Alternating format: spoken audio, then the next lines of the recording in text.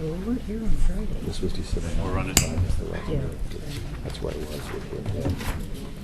The Planning Commission meeting for January 13th, 2014 is called to order. The first item on our agenda is the approval of Planning Commission meeting minutes for November 25th, 2013. Move approval. Second. Third.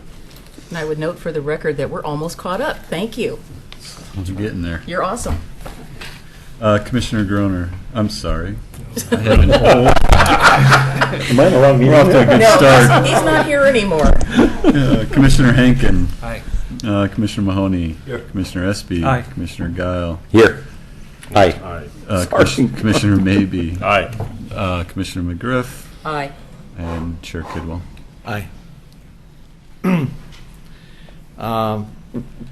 Next item on the agenda is public comments on items that are not on the agenda tonight. Do we have any comments? Not received any requests for that agenda Okay. item. So, given that, we will move to the next item on the agenda, the public hearing. First item under the public hearing is PC 14-01, L 13-03, South End Concept Plan, L 13-04, Oregon City Municipal Code Amendments. Do I need to read the script? You do not. Since we had already opened it. It's a legislative proceeding, right. so you can proceed with the staff report. The record remains open from a previous hearing. Music to my ears. Mr. Chair, before you move forward, I don't know how many people are here tonight to discuss this item, but I know we have some of our neighbors who have been here multiple times on this same topic. And were you going to allow for a longer period of time or the standard 3 minutes? If And are we looking- everybody's in agreement with the number of people here, I would suggest we go with the 3-minute limit. And I know that the record is still open if there is new information, because we've had 2 or 3 different sets about the transfer. I mean, I know that's very important. That's the crux of this. But it would be great if they had something new in addition, because we have all of their other testimony, which is great. I reread it this weekend. And we're all for new and fresh information as opposed to redundant information. So given that, Tony, or Pete, you have a staff presentation. I have a brief PowerPoint presentation, and then I've asked the city's transportation consultant, John Replinger, to speak, as well as Ray Vallone from Metro to speak tonight. Ray will speak directly after me, and then John Replinger will speak about the transportation methodology. My name is Peter Walter. I'm the Associate Planner and Project Manager for the South End Concept Plan. Tonight, this is the 3rd hearing for the adoption of the South End Concept Plan.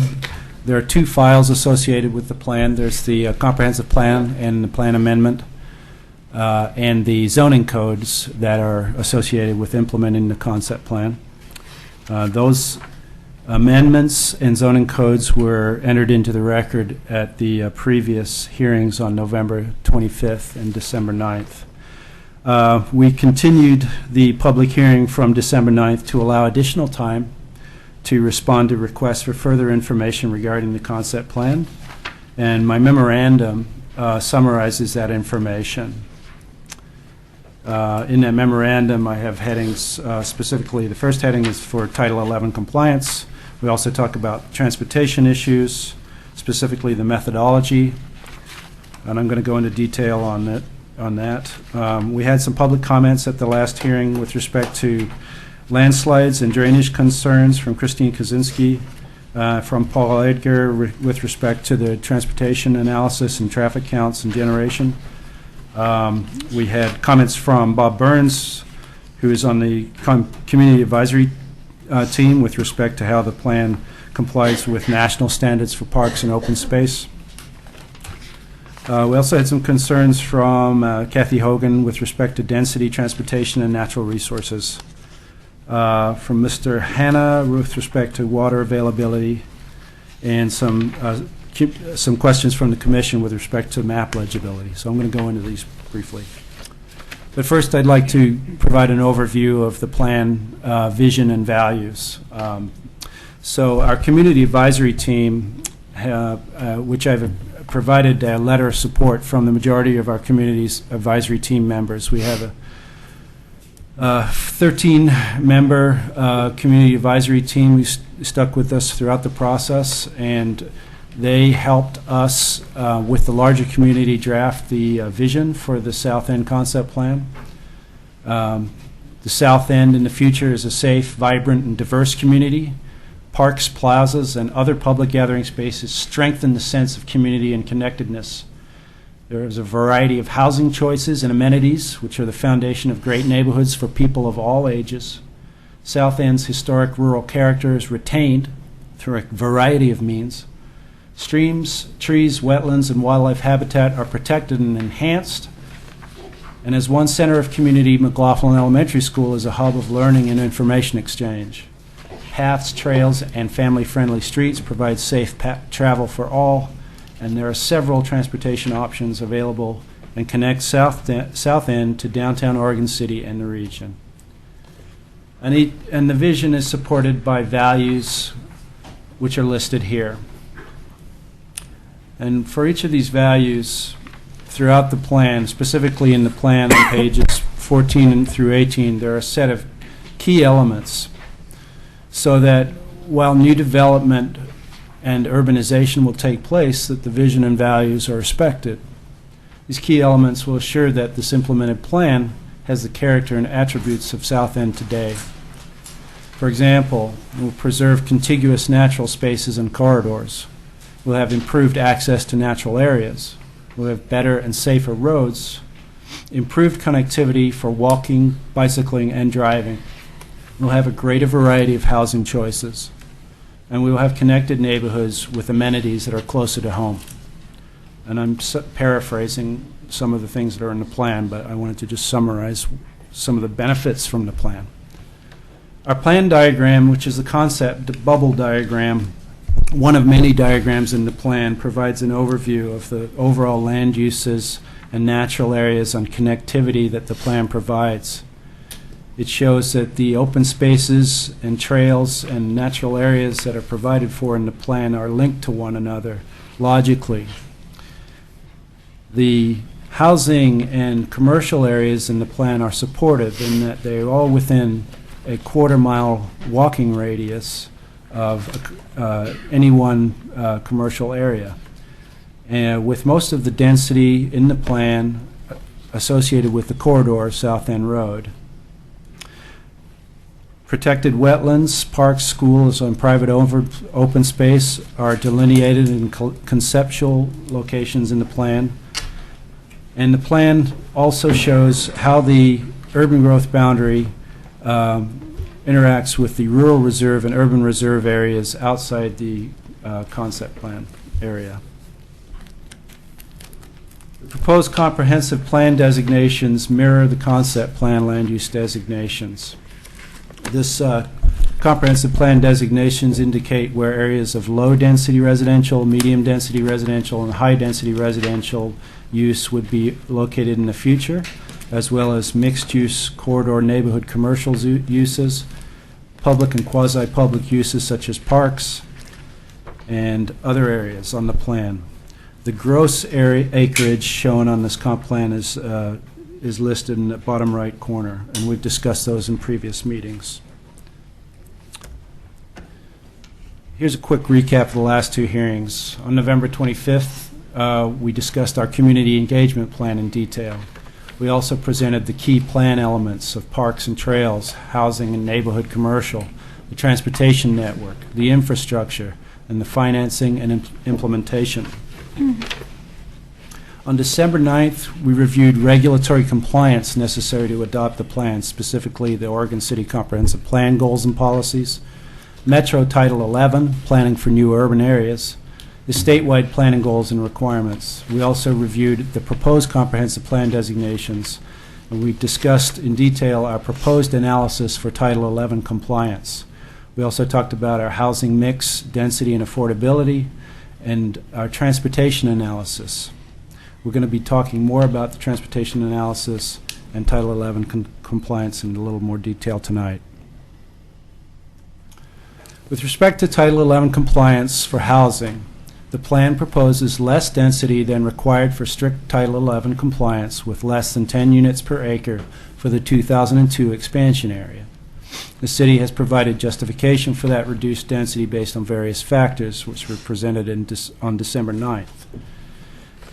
We also did an analysis of our plan areas and a review of previous subdivisions to show how our zone capacity can provide sufficient net buildable area for approximately 2,700 units of housing on average throughout the planning area.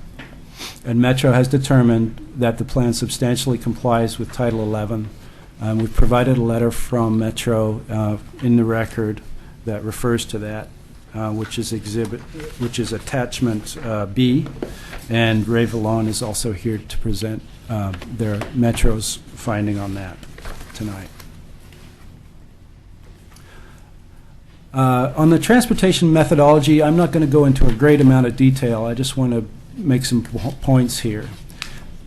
The transportation methodology in this concept plan is based on the regional travel demand model, which is the same methodology that was used for the transportation system plan, with additional analysis to support the density in the concept plan. The methodology is more appropriate for large-scale projects since it models interactions between land use types, travel patterns, travel choices, and trip lengths. The plan itself identifies connectivity through street and intersection improvements both within and outside the concept plan area. Those improvements are listed in the transportation system plan and also in the concept plan, with additional detail for road and local street improvements within the concept plan area.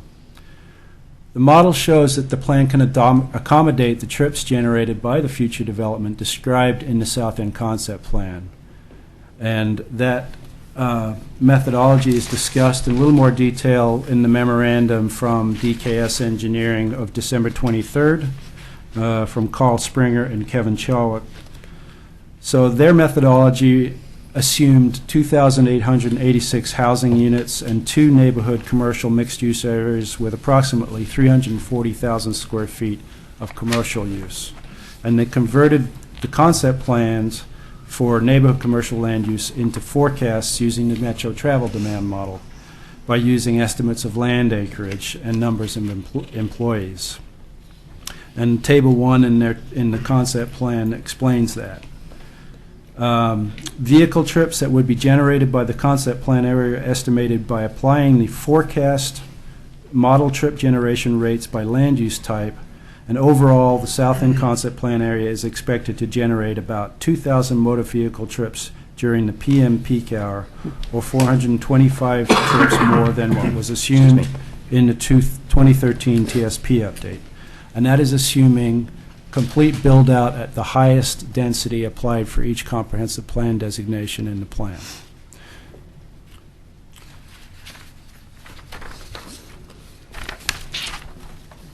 And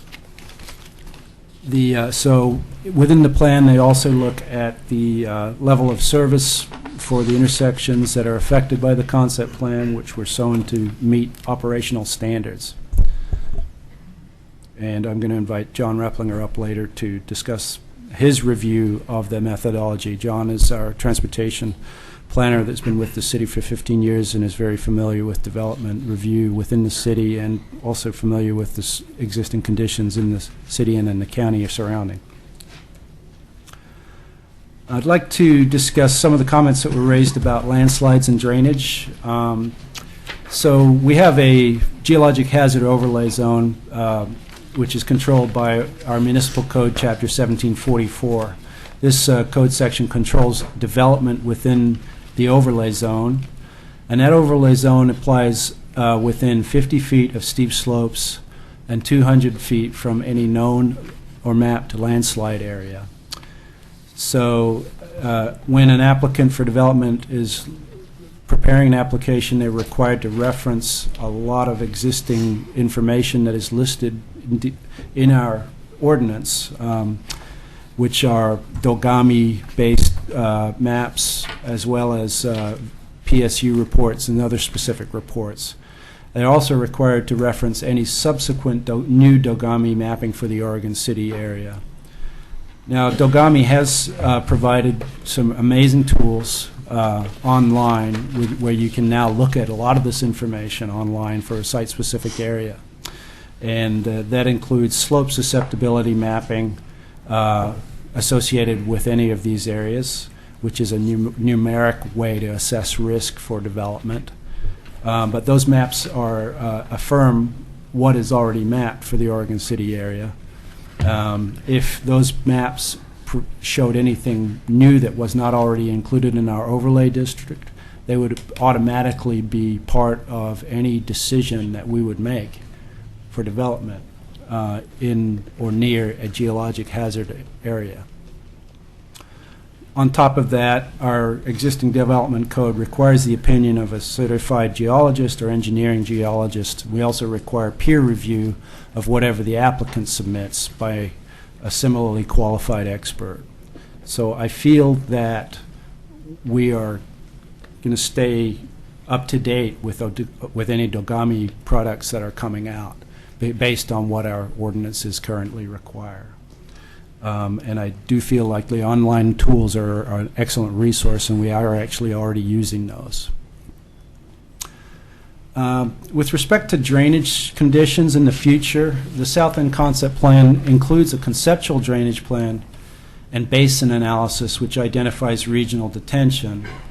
Both our engineering and our natural resources consultants documented the soil conditions out in the South End, and as we know, there's high groundwater and a lot of saturated soil conditions. Those are well known and documented. As we move further into the process of annexation and zoning and development review, more detailed analysis will be required, and engineered drainage plans are required to meet city water quantity and quality discharge standards. And now Public Works has, as part of their annual work plan for national pollutant discharge standards, as well as stormwater standards, they're currently beginning the process of updating their stormwater and grading design manual, which they expect to adopt in 2015. And that being said, we already have a stormwater and grading design manual that we rely on whenever we do development review. So I feel that the drainage situation and the drainage conditions and recommendations in the concept plan are adequate. We also had questions and concerns about sewer, and there are a variety of concerns with respect to sewer connections. There are concerns from people who would like to know the cost of sewer connection, would like to know who is responsible for extending sewer, and those sorts of things. We've provided detailed responses on our website to sewer questions. Essential, and we also talk about it in detail in the plan. So new sewer infrastructure for currently unserved in the areas would likely occur first at parcels that are closest to city sewer adjacent to South End Road. These are also areas that are closest to the gravity collection system that is tributary to Parish Road Pump Station. And we know from the analysis that future pump stations and force main on South End Road is going to be necessary for any further development. Most sewer improvements will be developer or individual owner driven and will require oversizing. If an area is already developed and will not redevelop but is currently on the septic system, then we're talking a separate set of questions.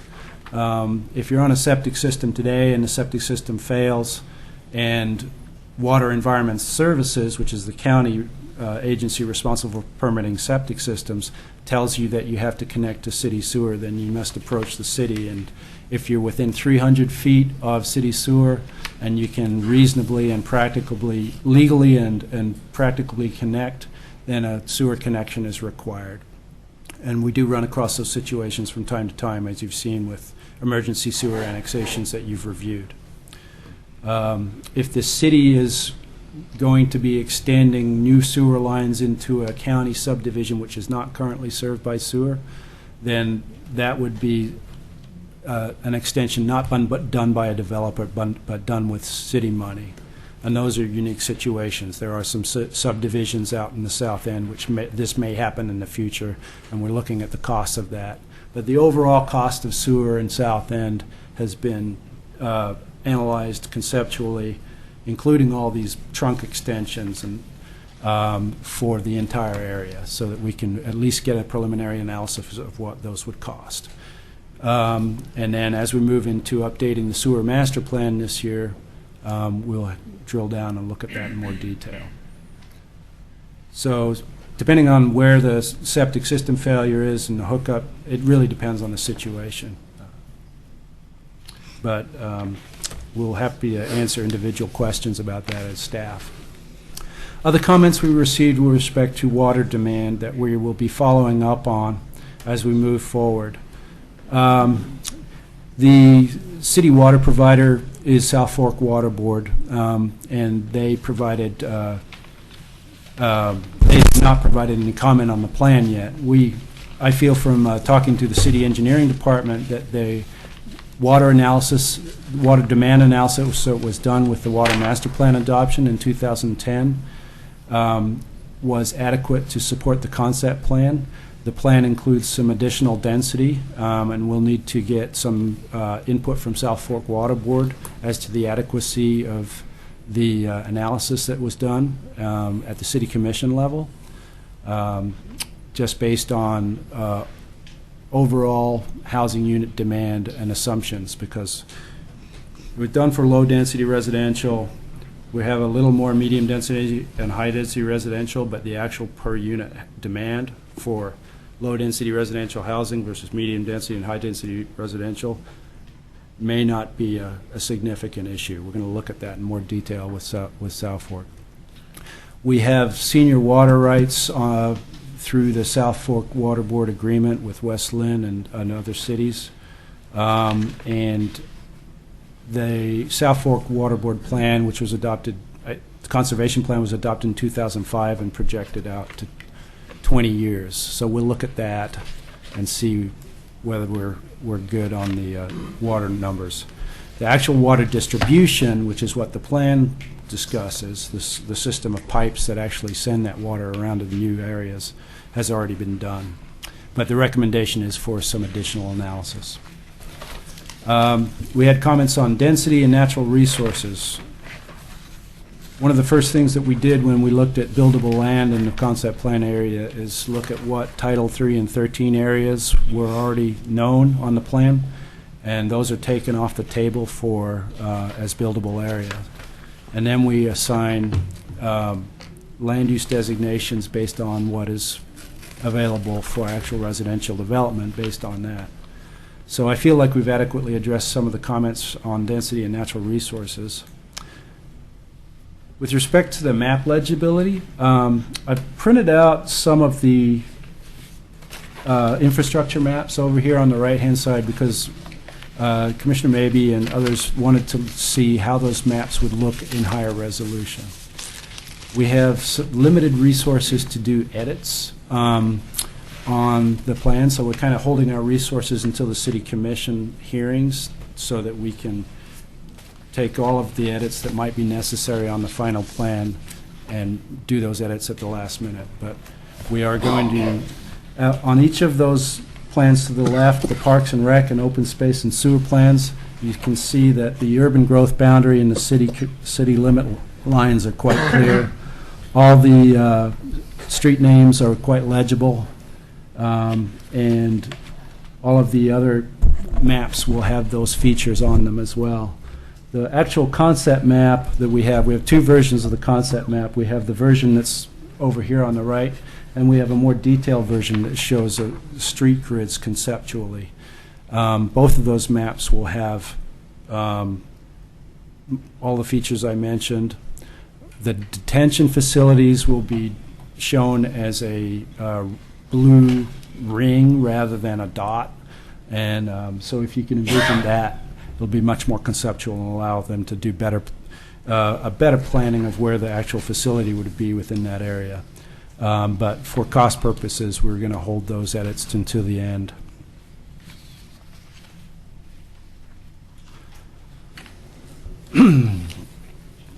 I just want to draw your attention to this implementation diagram. We've used this throughout the process to illustrate the South End Concept Plan process and then the subsequent planning and development process that would take place.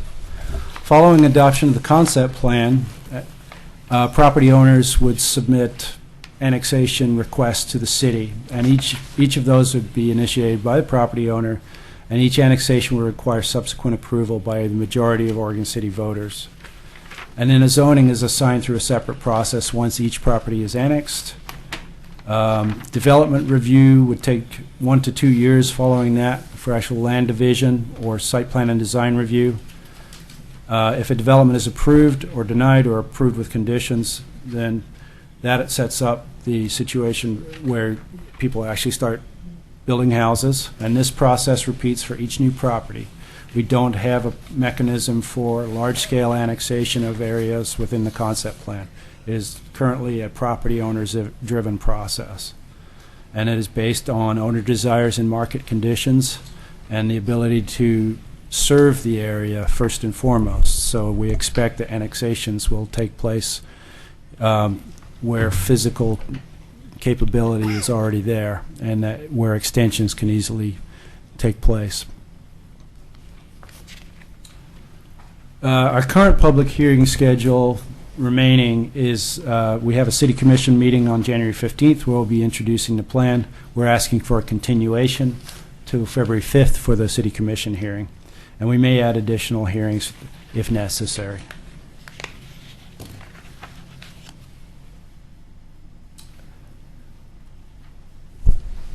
So, based on the comments that we've heard of the last 2 hearings, we feel pretty confident that we've addressed most of your concerns.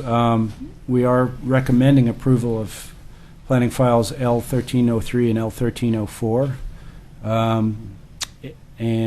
With that, I would like to start to answer your questions following a presentation from Ray Vallone and John Replinger. Thank you, Pete. Very comprehensive presentation. Do the commissioners have questions for staff? Just had one. I was thinking of, oh, my mic's not on. Sorry. Pete, I was just thinking of one where you were talking about the water demand. And what did you mean by senior water rights? You said with West Lynn or something. Yeah. What does that mean? I can explain that, Yeah. actually. Have you? Yes. The basic idea is that water rights in the western United States are granted by dint of first come, first claim, first own. Oregon City and West Lynn together are the first people to tap into the Clackamas River, so we have a large portion of the Clackamas River. If, let's see, Gladstone, CRW, Lake Oswego, I think even Tigard, all tap into the Clackamas River. But they're all junior to us. And the way water rights work is the senior person gets all the water they want, and then the next senior person gets all the water they want, and then the next senior person. So the last person in may not get any water. Any of you who've ever paid attention to what's happening down in Klamath Falls with all that down there, basically what happens is a guy shows up, he's the water master, and he turns the faucet off on whoever has the junior rights. Oregon City has the senior rights. Oregon City and West Lynn together is South Fork. The only thing more senior than us is a fish. So Tigard will go dry, Lake Oswego will go dry, Gladstone will go dry before Oregon City goes dry, according to the law. It doesn't necessarily mean that we won't share capacity and share the hurt, but that's the way the law works if it ever got that serious. But if it does, the state will declare an emergency, drought restrictions will go into place and all that. But for those of you following what's going on with Westland and Lake Oswego and their intertie and all that, Lake Oswego can't take any more water than we want to give them because we own it. So. And I had a feeling, I'd heard that before, but I'm sure there was people who had questions on that. The reason I asked was, you had mentioned there something about additional analysis on water demand, and I know on December 9th, I was watching the video on that, and the gentleman who came up and said he had served on a water board before, and you said that you're going to do additional analysis on that. When might that take place? Well, the concept plan recommends additional analysis for fire flow, available pressure, and maximum daily demand. But it doesn't say when. And I'm thinking we need to do that before the City Commission adopts this. And I think we can have a conversation with John Collins at South Fork Water Board and show them our plan and get something in the record that talks about their level of comfort with the plan based on what we put into the record so far. So with the idea of the Park Place concept plan, if that ever gets built out in the south end, we think that you're going to find out if there's enough water to service all the concept plans that we are Well, not only, working with. well, I don't expect to do all of that with the conversation, no, John, just- but no. I wasn't asking we about are capacity. we are going to be looking at the water master plan assumptions, and again, according to Public Works, and they will need to look at the entire UGB as it stands today, based on the comprehensive plan designations that we've adopted today. So, and I would expect that we can come up with a overall demand based on land use types, which is kind of the way that we do the analysis when we do the water master plan. And it wouldn't be as detailed as a water master plan, but it should help us zone in on where we're at as far as water availability. Thanks I for think- helping me understand yeah, that better. Yeah. Denise, you had a question? Yeah, I just wanted to, well, there's a couple of things. First of all, we had talked at the previous meeting, and Tom O'Brien, my fellow CAT member, mentioned on several occasions about TriMet, and we have Yes. a memo in the packet that Sorry. says, Yep. in May of 2013, a person from TriMet said that their future plans to engage in service planning in Oregon City will happen in 2014. And I was wondering if we had any further update on that, and what exactly does that mean? I did not get any response from TriMet in a request for input on this yet, so I can't answer your question. I know the City Commission had a conversation with Steve Kautz, and Tony Conkle may have been at that meeting, but okay, yeah. Commission said it Yeah. was Commissioner Pauley and Yeah. city staff, but definitely not Tony. But Okay. anyway, so follow up with TriMet. Yeah. We still have more follow up. Yep. One of the things that I thought many of the things that you brought up were particularly relevant, but a couple of things stuck out to me was you were talking about the Oregon Department of Geology and Mineral Industries, and then you talked about the drainage, the soils, the wetlands. And what I am wondering is if there is a way with the adoption of this plan to get away from doing those types of reports on a site-specific basis. And the reason I'm asking is because we have, particularly with the wetlands, which I know is very much discussed in the CAT meetings, is that we've got areas that go beyond property lines. And drainage obviously does, and wetlands, and these geologic hazard areas. It seems to me that we're doing a little bit of a disservice to ourselves as a community if we only look at this parcel over here, and then somebody else comes in with this parcel over here, and then that parcel. And there ought to be a way that we could do a broader-based review of those particular issues, maybe something cursory prior to the time that people want to redevelop. And then, just as we kind of do with LIDs, maybe we look at what the cost of those studies will be, and then as those properties come in, they have to do more site-specific work, but that somehow we can get reimbursed for that, because it seems to me we should have more information going in rather than just a spot by spot. And I don't know if that's even feasible, but I just, it's something that you said really sparked that in my mind. Right. I think with this process that Public Works is embarking on, the need to look regionally at drainage starts with concept planning, I think, and the basin analysis that they've done is conceptual. Yeah. And then they really start to drill down and look at impervious surface and the likelihood of where drainage is actually going to go when you assume all this new impervious surface is created, roads, rooftops, driveways, etc. And then how much of that infiltrates into the ground? Very, very little. Depends on the soil. And how much of it actually must convey to a detention facility.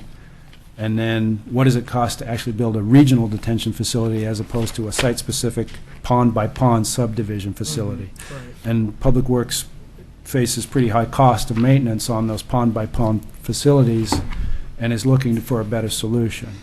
So that's part of the LID stormwater planning updates that they're going to be working on. Martin Montalvo, our operations manager, is the project manager on that. So what we do with the concept plan is we adopt it as an amendment or a reference to the stormwater master plan, and then they will incorporate it as they go through this process in more detail. But One of the other things we're going to see when we, like many jurisdictions in Clackamas County, we're under a larger NPDES permit, and those standards have changed, which is the process we're undertaking right now. And what you'll see is the traditional method of put it into a storm pond, meter it out. They're actually increasing that analysis to look at a larger, what the impact area is, so the receiving stream that accepts that water from wherever it's detained. Because what you'll see now is it tends to get a little flashy depending on the size of the vent, which leads to scouring of that receiving channel. Right. And so the new requirements are that flow needs to be metered out closer to a natural condition so that you start to avoid that downstream flashiness. So it's not. It's part of what you're talking about in terms of trying to address not just the site but where it ends up going to.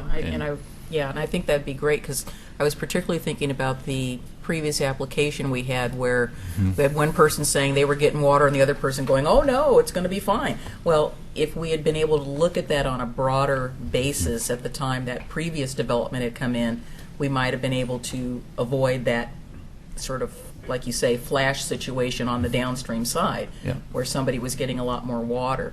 And it just seems, I appreciate that you said that, because it just makes more sense, particularly in terms of the desires of the citizen team and the public that we talked to in the South End Concept Plan meetings, and that they wanted to look at some different types of standards for roadways so we didn't have so much pervious surface, and look at other ways to, recreate some of those wetlands and have some of those areas preserved. So again, that gets back to the comment about, yes, we may be looking at lesser density, but we have reasons why we're doing that. Plus, we're looking at a broader area than just this, so we can move those numbers around, keeping the neighborhood feel and the community feel that we are striving for. And I think one of the, with that NPDES permit, the first goal is to infiltrate on site. What we run into, especially in this area of this city, is just that high water table clay, Exactly. which limits one of the opportunities in terms of infiltration. So then, okay, what's the next essentially low impact development standard that we can try to implement, because infiltration is only going to be so effective with the soil that you have, which is accounted for in the new modeling as part of the NPDES permit requirements. So I think essentially what you'll be seeing is that it's getting bigger than just how do we get it to the pond and what's the right size orifice to release. It's okay with not only the right size orifice to release, but what's the impact of the downstream receiver. Real quick, Tony, NPDES? National Pollution Discharge and Elimination. Well, I'm drawing a blank system.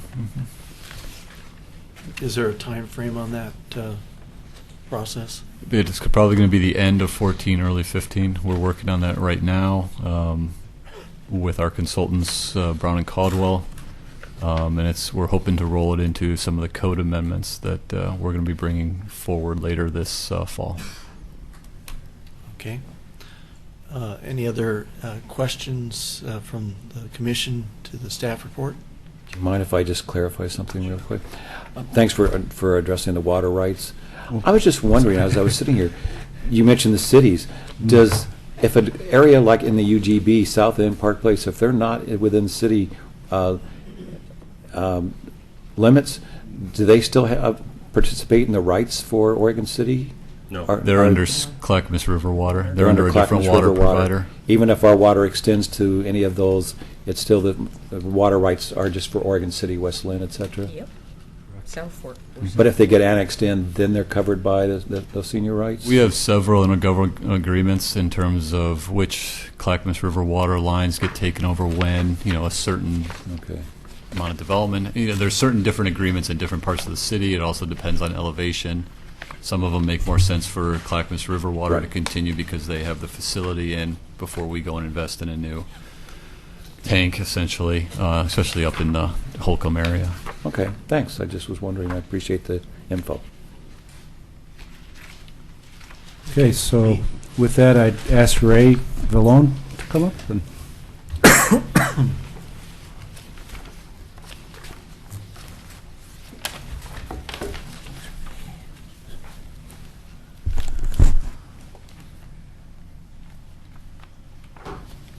Commission Chair Caldwell, is it not? Kidwell and Commissioners, first of all, good evening. My name is Ray Vallone, and I'm a principal planner with Metro's Land Use Group. I have a couple different roles. I want to give you a little background. One is I actually serve as a liaison to the city for Metro. So I'm aware of Oregon City issues and on a lot of different things, from participating in the Willamette Falls project to these concept plans. So I'm assigned to Oregon City. And I also served as a member on the technical advisory team on the South End concept plan. So I understand you received the letter I wrote. I'm just going to go over it a little bit. I'm not going to go in great detail. First, though, I do want to say, and I mean this sincerely, that I was impressed with the staff and the citizens' efforts in this planning process.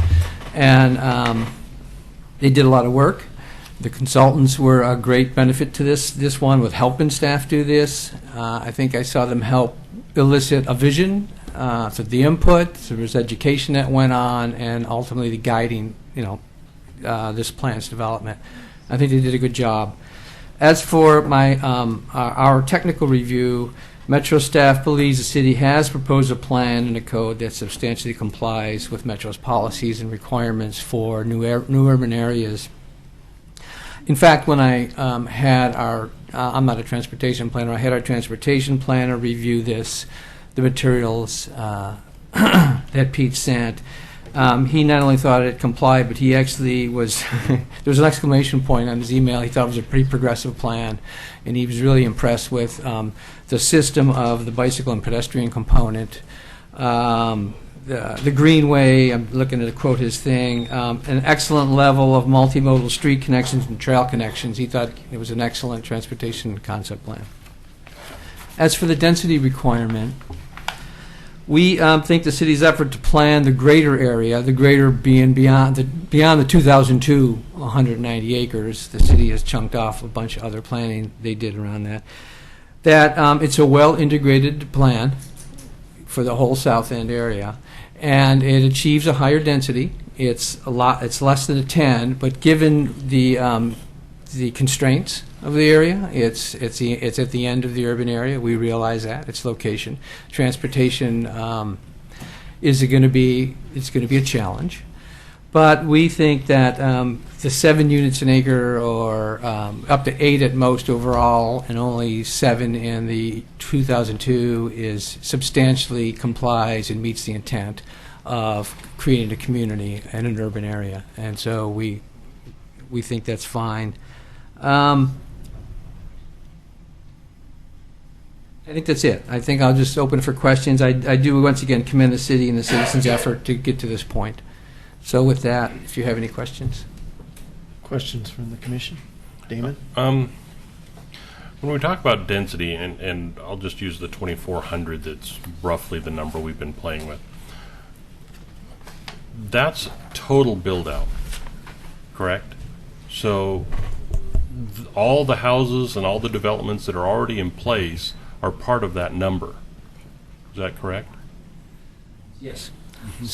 So when we're talking about 2,400, and I'm just trying to count tax lots here, we're already at about 400 in that area based on the subdivisions that are already in existence. It might be a little less, but so, you know, I think that that's something that people kind of need to keep in mind when they're thinking about it. It's not 2,400 new things. It's maybe 2,000, which is still huge. I mean, it's still 5 times the current number. I don't doubt that, or deny that. I'm just saying there is a lot of development that's already kind of occurred here. So it may not be as big a crisis, but I do understand right now South End being what it is. But anyway, I just wanted to make sure that that wasn't new, it was total that we were talking about. Yeah. Okay. And to a little bit to add to that, the way these are done, and Pete and staff did that, is it's a net. So you hopefully understand that with the units per acre, it's after netting out all land that's not going to be residential, all right, any sloped, any environmentally constrained, and then you come up with a number. Yeah, and then you have an apartment building with 57 units in a quarter Right. of an acre, and that's a great divider Right. across And 7. And yeah. Other questions? No? Thank you. Thank you. You're going to have John Replinger come up? Yep. Chair Kidwell, our timer on our system, which usually pops up on your screen, isn't working. So if you want to track, or I can track on my side now, and I'll send it over. So we're having a little trouble getting the timer working. Manual timer. It might for a little bit until we can figure this one out. Okay. Good evening, Commissioners. I'm John Replinger. You've certainly seen my name a few times on the reports as you review them, subdivisions and the like, and I've been participant in a number of these commission meetings over the last 15 years now. But Tony and Pete asked me to perform a peer review of the transportation analysis that was done for the South End plan, in part because of my familiarity with the development activities in the community, and because in my earlier part of my career I prepared transportation system plans for a number of communities. I think in terms of Tony asking me to do this, was to just make sure that given the importance of this plan and the controversy that has arisen somewhat, some questions, whether it was all being done in an appropriate manner with appropriate methodology and defensible methods. And I guess my overall conclusion is that yes, it is a good solid plan. The work that was done by DKS and Associates uses the most relevant and most recent information. They looked at the transportation system plan work that had been done in the area, refined it and expanded it, and used the same tools. Mostly, Pete already mentioned the metropolitan area travel demand model, by reflecting the changes that were made in terms of land use for the South End area. The key components that were changed were a higher level, somewhat higher level of residential development and a higher level of neighborhood commercial activities. I think both of these are very important, and they help to satisfy some of the interconnectedness of the area, and help to achieve the transportation needs as well as the community's livability and the other vision issues.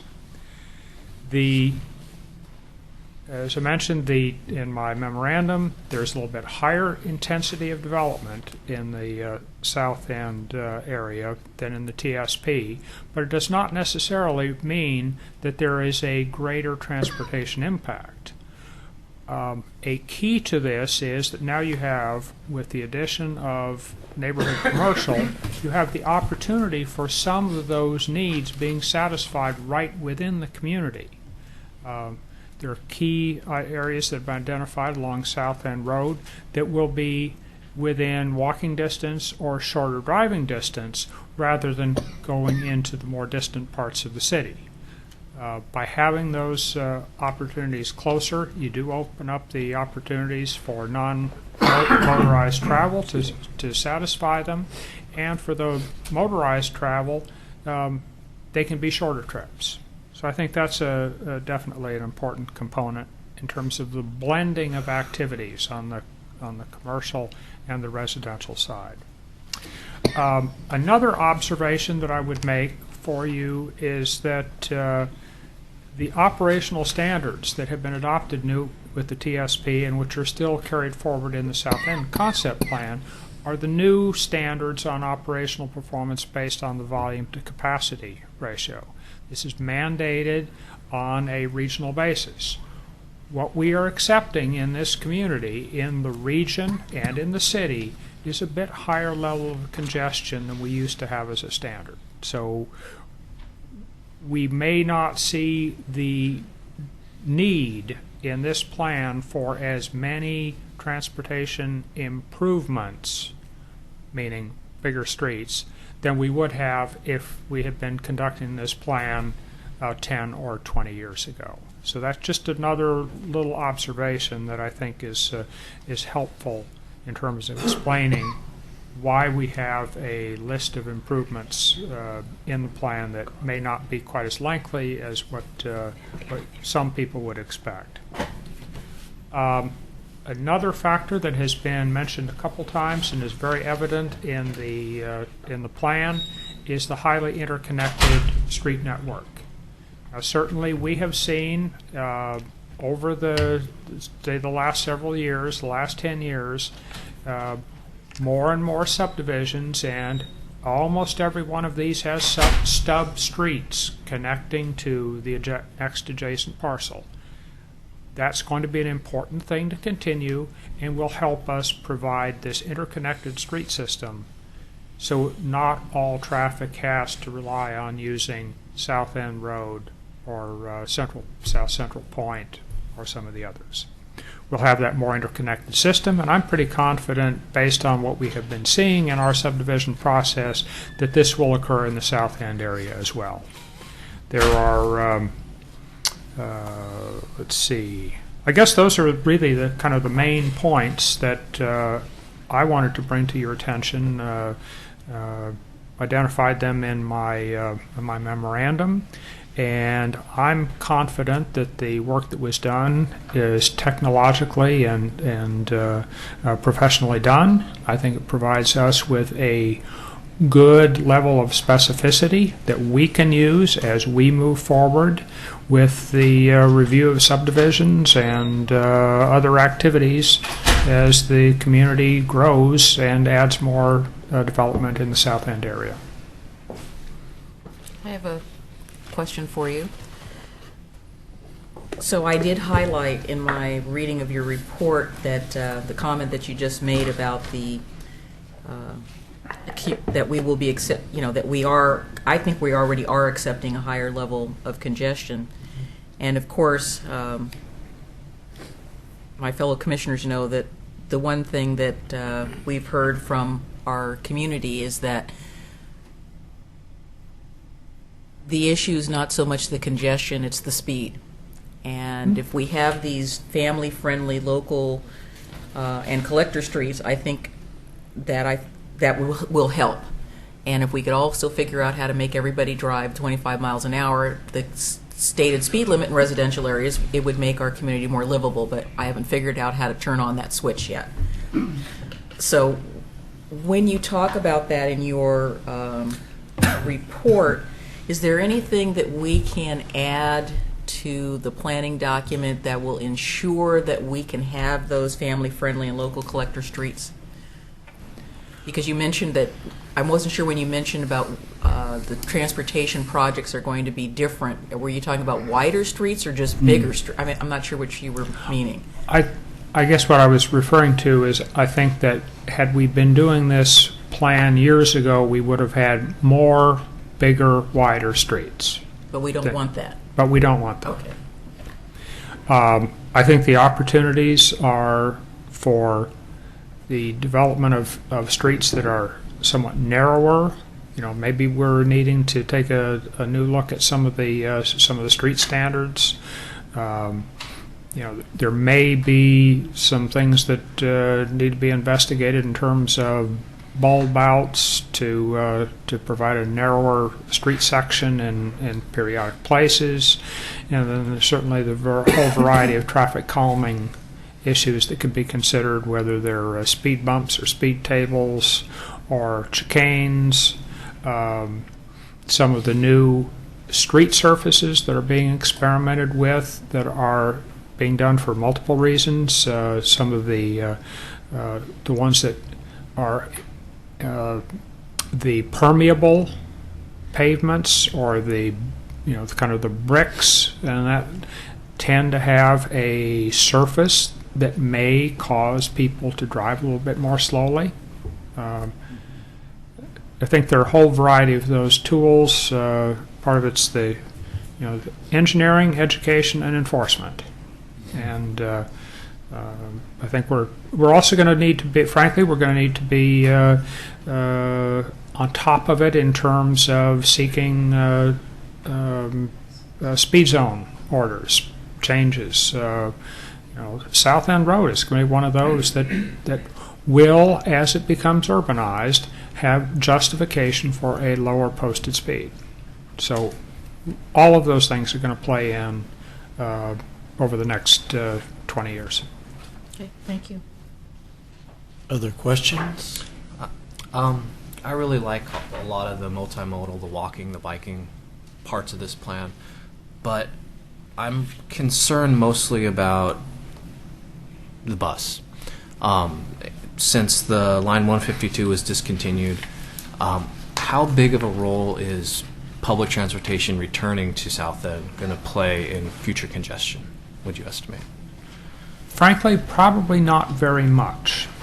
I think that first of all, I guess there are a couple ways to answer that. As we have increased density, there will be more potential riders, which could lead TriMet to add service. It's one of the chicken and egg problems we have. We need to have ridership to justify service. You need to have service to achieve ridership.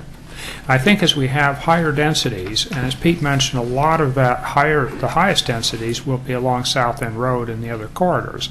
So I think as we see higher densities, there will be opportunities to encourage TriMet to add service back in to some of those corridors. I think that we probably, we're going to be seeing a whole series of changes. Certainly with the extension of light rail to Clackamas Town Center a few years ago, with the extension to Milwaukee coming up, there are going to be changes that occur over the course of the duration of this plan. We'll have to be on top of it. Thank you. Other questions for John? David? I don't know what it's called, the map of impacts, I guess, for like where you got all the little intersections. And what's the name of that document? Is it the Figure 3 motor vehicle congestion one? no, it's C2, Figure 1, I think 1. There it is. Yeah. The 2035 volumes. Oh, yeah, sure. Okay. And I don't know if you can project it up or what you can do it, but I'm just having a tough time doing the math for some of those intersections. And just in particular, Warner Milne and Lynn and Central Point, I mean, they're literally like 2 car lengths apart. Right. And it seems like when I'm trying to do the math that we've lost, some directions we lose 3 or 4 cars, in other directions we get 5 or 6 cars, and so I'm like, they're literally like 2 car lengths apart. So how can I look at these intersections and figure out how many cars are going which way, and where or if any of them disappeared? Well, you should be able to. I guess we don't worry quite so much about exactly balancing the volumes as long as they're within about 5. We're fine. Certainly, though, I've done some analyses for the city, particularly of that area, over the years. We do have some problems there with commercial establishments with driveways right there. I've observed some cut-through traffic, people using the parking lot as an access point to get through there. I think part of the answer to that is the proposal in Transportation System Plan to put in a roundabout part of that location and to do away with the left turns from Central Point Road, northbound left turn Central Point Road onto Warner Parrott. I mean, that's a problematic one.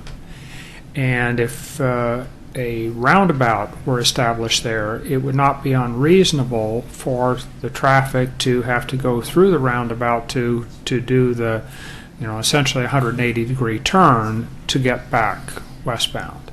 I mean, we're going to have to see some changes in the behavior regionally to satisfy the overall travel needs of the community, and some people may be inconvenienced from what they're used to today. There definitely is more traffic. There's about 20% more traffic at most of these key intersections from the South End Concept Plan relative to the Transportation System Plan. There'll be quite a bit more traffic. We're going to need to see some signalized intersections. We're going to need to see roundabouts. We're going to need to see some other treatments. Those are identified in the Transportation System Plan. The analysis performed for this study validates and re-identifies the need for those projects. Okay, and then I noticed that Pete has it up. I don't know if you can zoom in on 9 and 10, but I'm just curious what the numbers and the numbers in parentheses are. It's 213 and then South End build out. Is that what the two? No, the numbers. I believe the numbers without parentheses are the ones from the Transportation System Plan, right. And the ones in parentheses are the higher numbers because of the change to the South End Concept Plan, because of the increase in development and the increase in dwelling units and the increase in commercial within the area. So this is all done as a comparison between the TSP and the South End Concept Plan. Okay, so, and this is mostly for the audience here, but so if it says 630 and then it goes to 635 in parentheses, the only real difference is in 2035, the TSP didn't have as much density. So right. The slightly increased density results in 5 more trips. That's right. Not that there's 630 today, and after it's built out, there'll only be 5 more. Right. No. This is all the 2035. Okay. So. For which time period was this? This is the PM peak hour. Now, the other observation to make about this is we are already seeing in this region a spreading of the peak hour. It used to be that you could pretty much count on the traffic at 4:30 was fairly light, comes to 5:15 and it's pretty heavy, but after 6 o'clock, you're back to kind of free flow conditions. That's the way it was 20 years ago. Today, we're seeing an increased level of congestion. So we have, a peak that's starting at 4:30 and extending to 6:15. We're going to see more spreading of that peak. People are going to have to learn to adjust their schedules because of this congestion. And we're already seeing that happening. So, Well, then the other element is a lot of employers are changing shift hours because Exactly. 9 to 5 is an old concept, and it's right. 8 to 4 and 7 to 3. Right. And 8 to 8 for some. Yeah.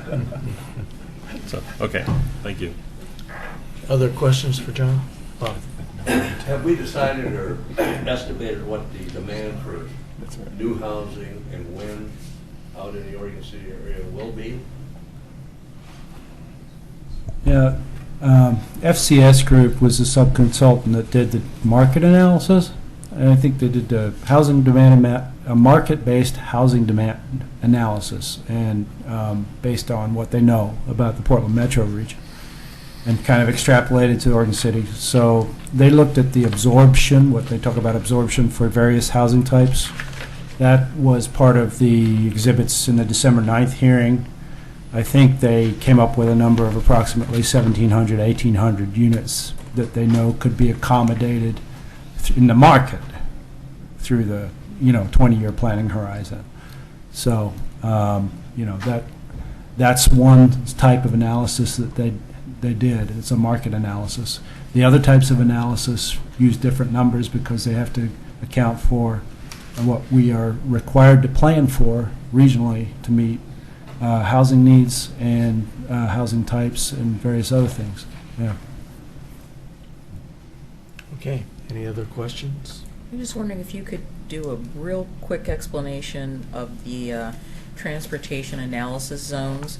I've spent quite a bit of time looking at the maps that were included in the main report, and there's a substantial number of maps. Right. And it looks like South End Road is in one the South End concept area is in one zone, kind of by itself. I mean, not by itself, but looks like it encompasses most of the concept area that we were working with. Well, transportation analysis zones are established on a regional basis. There have been various iterations of the models used by Metro and by RTC in Vancouver. There can be 2,000 or 3,000 zones, which then are used to the key variables that are associated with those transportation analysis zones are the number of dwelling units and the number of employees by employment category. And the mix of those and the distance and travel time between each of the zones is used in a big fancy computer model with multiple steps to predict how much interchange there is between any pair of zones. So the more employees a zone has, the more people are going to be drawn to it. That includes both the employees and the customers. Now, if it's an employment that is, say, industrial, essentially the only people who go there are the employees. There's not many customers that go to an industrial. But if it is a service industry, fast food, the Clackamas Mall, there are going to be huge numbers of people who go to that, probably between 3 and 7 trips for every employee. On the residential side of things, again, there are slight differences, but those tend to be the origins of trips. And single-family residential has a pretty high rate of trips that originate in that zone. As we go to higher densities like apartments, it's a slightly lower rate. But they tend to be attracted to the employment zones. So that's what is done with the transportation analysis zones. It covers the entire region.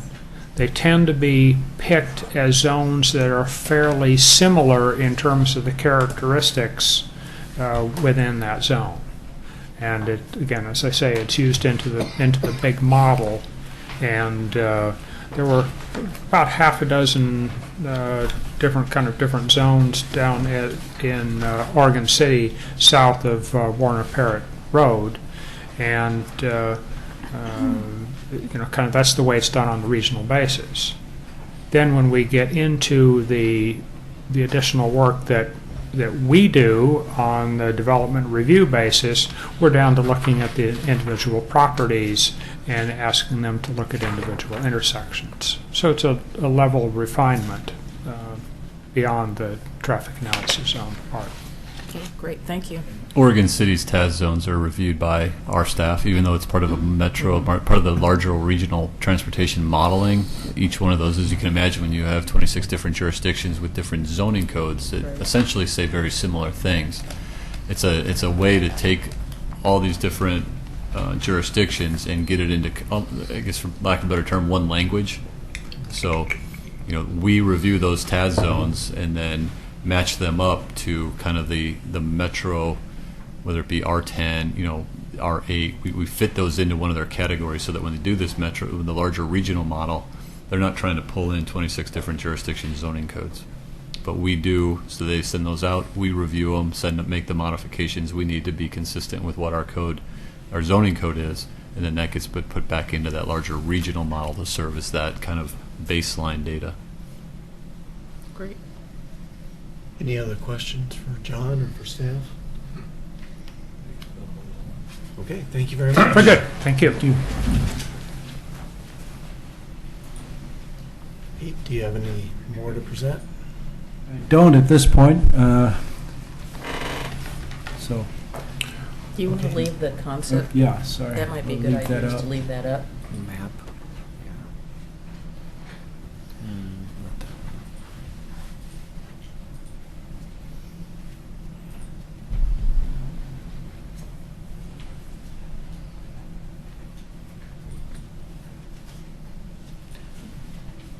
So, we'll take public comment now. Sure. Mr. Edgar? I would like to call Tom O'Brien first. If we could have Tom and I would come up, but Tom would leave. Is that okay? Certainly. It was requested for the other way, so let me switch some things around here. It's okay, we know them both. Without counting against my minutes, Commissioner McGriff and Commissioner Heekin asked about transit issues. Need to make sure you're in front of the mic before you answer that. So if you have handouts, go ahead and give them to us. We'll get them going. And then, yeah, because I was going to ask you, I saw your hand was up about the TriMet question. So, Yeah. Yes.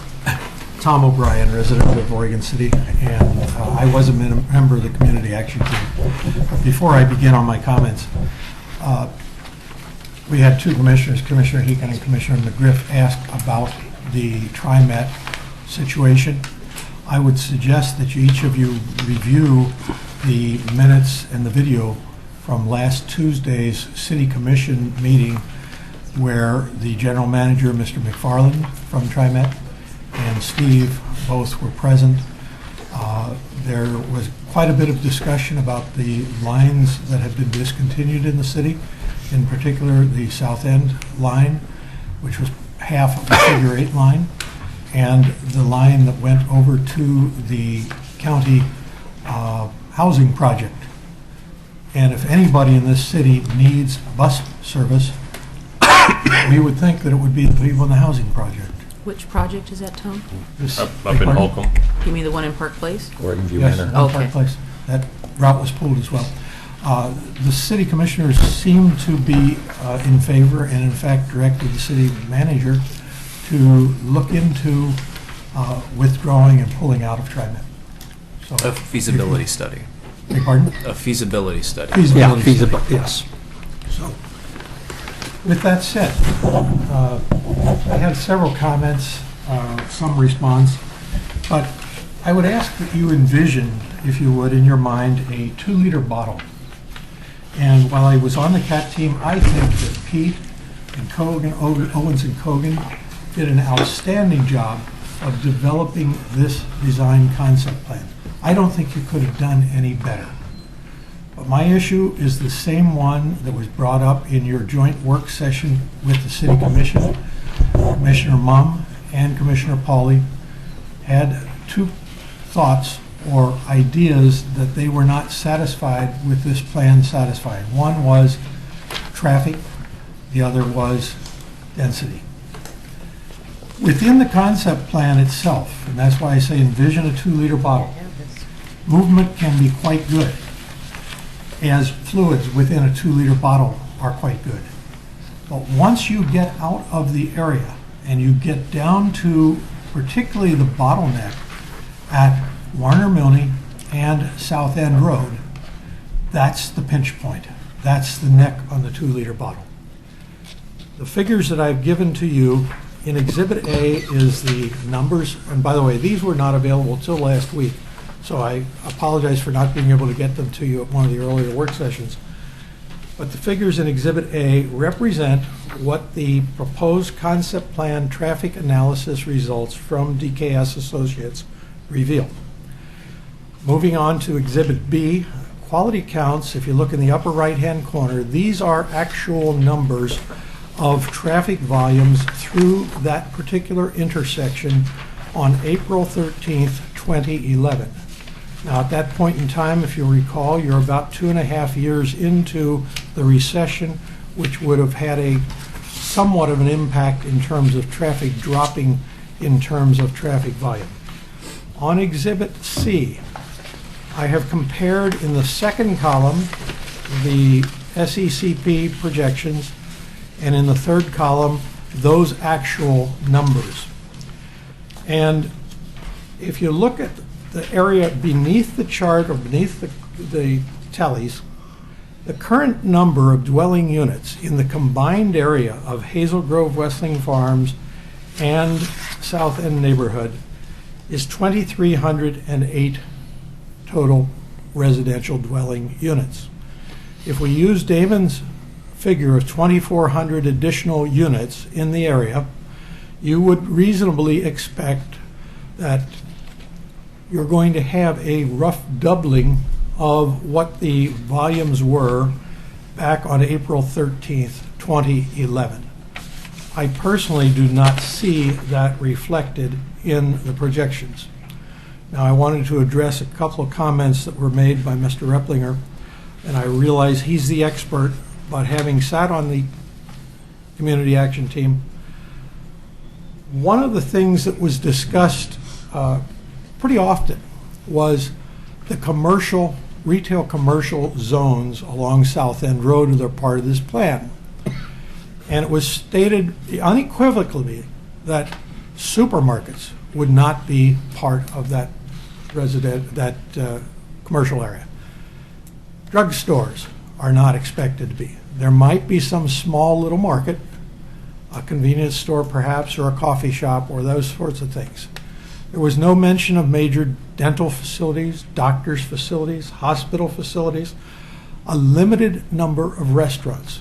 So if we're of the belief that all of this traffic is going to go to localized commercial districts, then I've got a bridge I'd like to talk to you about as well.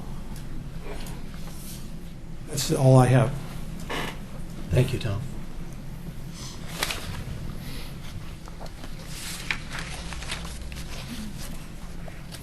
Thank you. I'm Paul Licker. Included, I took Tom O'Brien's sheet, and I took the actual counts that are generated off of these sheets. This Exhibit is B. This is the raw number physical counts of vehicle. You're showing us a blank piece of paper. These are the same sheets that you have in front of you, and I that was provided Are by you Tom. talking about this one? Exhibit B. Yeah. And so what I did was I took and added up, I created the 2-hour PM peak period. Mine was a single-hour PM peak. And I added the two together. I added all of the column up, and what we came up with, and you can see the numbers written in there, we came up with 2,405 trips that were generated in the PM peak in 2011. And if I take that 2,004 trips and we take what the South End Road concept plan is projecting on 1 hour, which is 1,580, I double that, makes it 3,160. We're only adding 755 more trips for, if we go back to the original thing, it was 2,886 housing units. So we rounded it down to 25. We also know that each of these residential units are going to generate approximately 10 trips per day. But if we round it down, according to what Pete and I have been talking about, and only take 80% of those possible trips, we will also then extract it down and take 15% of those are PM. This is kind of round numbers, historically based upon a lot of classroom and studies in every place doing this. So this comes down to approximately 3,000 trips per day that would be generated by 2,500 new residential units. Now, if we take those, right now we're adding in only 755 in the PM peak period. And by the way, the numbers of trips corresponding to the number of residential units. We have 2,308 right now in that area, and we're generating 2,405 in actual trips in 2011 in a down economy. So what this means is that a whole lot of trips just disappear off of the map. A whole lot of trips just are not accounted for. How can that happen? Unless we go back into, I spent a lot of time in planning, and we do a little bit of backward engineering in our modeling programs. Yes, we can make things fit together after a period of time. But what it boils down to is, right now, we have over 2,000 trips just disappeared off the map, are not accounted for. And so when somebody comes back and tells me that we have this immensely credible transportation plan, I really turn around and tell you, you didn't pass math. You didn't get through grade school, high school math, let alone advanced math. So all I'm going to turn around and tell you is, I hope we go take one step further. We need to do a real analysis of this, because this is the actual trip counts. I can't fudge that. That's the numbers that were generated by physically counting all of the vehicles. And if we can't reconcile this, then we better go back and take a serious look. And I would ask to extend this to another meeting where we can go through and reconcile this, because I'm telling you, I did pass math, and this does not balance out. Thank you. Thank you, Paul. Next. Hogan.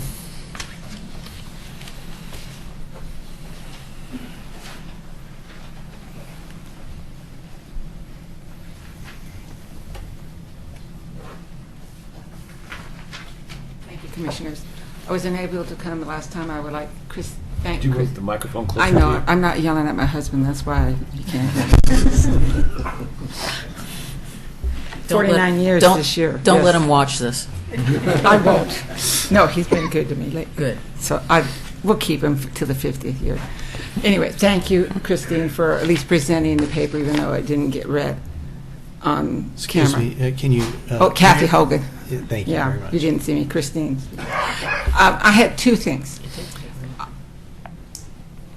I've seen development come in, the cats come in, they clear the land, they take all the soil, and how is it going to be protected that when you start building homes and do all that moving of the dirt, if the hydrology changes, how you have a safeguard so it doesn't hit the people downstream of it or in other areas? I mean, is there a mechanism that you're going to stop, look at it, say, maybe we're doing too many homes? And the second thing is, I came down South End Road today, and there is a little bit of landslide right there. If you look at the wire, there's big rocks and the big, oh, Paul, you saw it, huh? Oh, yeah. Yes, so here we are. Already have a little bit of landslide on South End Road coming down the hill to get here. So I think they better look at the landslides a little closer and be a little more due diligent, because we just had a little one. Granted, the wire's being holding that, but if it's a bigger rock and landslide, that little wire isn't going to do squat. There'll be hardly any way to come down South End. It'll be all Warner Milne, Central Point, Partlow, going down 99, well, Central Point and going down to 99 on South End, a lot of curves, and nobody would want to go out of their way there, and you're not going to be able to straighten those curves. So I think they really should watch the density. Thank you. Thank you, Kathy. Ms. Kaczynski?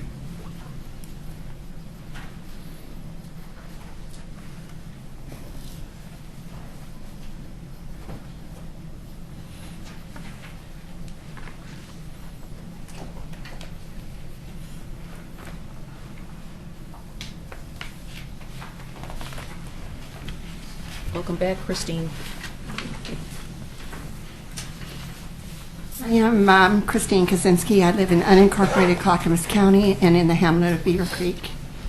My very wise father often told me, whatever you do in life, do it right.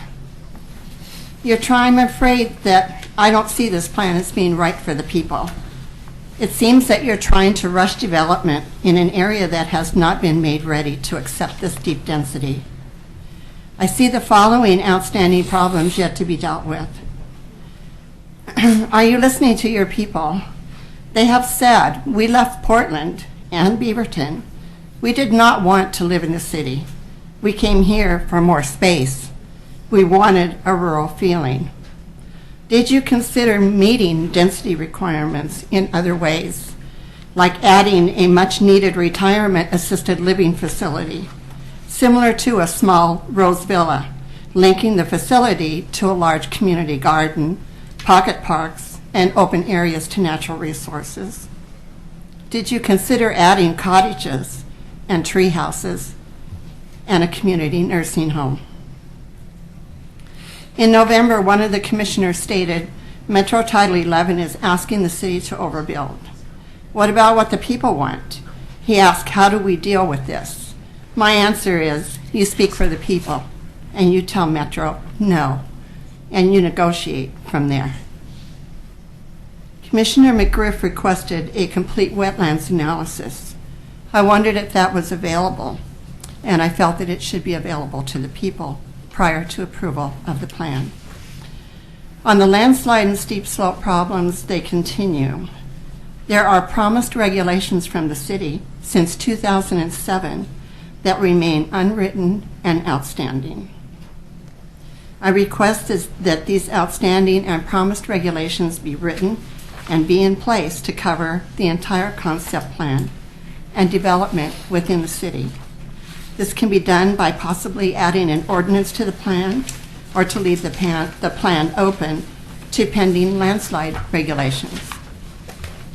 I am requesting that this hearing be left open, and I would like to see an overlay that shows the placement of all detention ponds. This would be an overlay to both the Dogami susceptibility and LIDAR landslide maps. Stormwater, drainage from roofs, all water drainage must be kept away from the bluffs, the roads, and all landslides. In ending, there still remains 3 elephants in the room. The biggest is, where are the jobs? You owe answers to your people who are still driving 30 to 100 miles per day to work. The city is currently unable to meet requirements for goals 12 and 7. The city, I believe, is acting unethically in trying to develop in areas of landslides and steep slopes. I have asked you if you intend to allow development in these hazardous areas without disclosing to future property owners that they're in a landslide zone and insurance is not going to cover their losses. I believe there will be vertical housing credits applying to part of this plan, allowing the developer to obtain preferred financing while getting reduced property taxes for the next 10 years. There are perks for the developer, perks for the city. What about perks for the people? All I can see is that the city is proposing an unsustainable development where the people of Oregon City will be asked to approve several bond measures to pay for outstanding infrastructure that should have been provided at the time of development. Thank you for your attention to the many outstanding issues. Please advise when the requested overlay for the detention ponds will be available for review, and advise approval and ballpark dates for the completion of the city's landslide and hazard regulations that have been promised. Thank you. Thank you. Mr. Hall?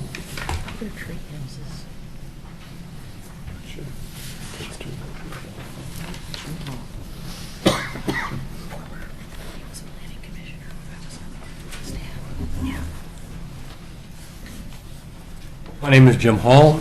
I live at 1006 Clearbrook Drive. And thank you for the opportunity this evening, I think. Yeah. I'm aware of what the plan is. I was not going to get involved, but being I'm here on another issue this evening, I thought, well, I'll shoot my face off again.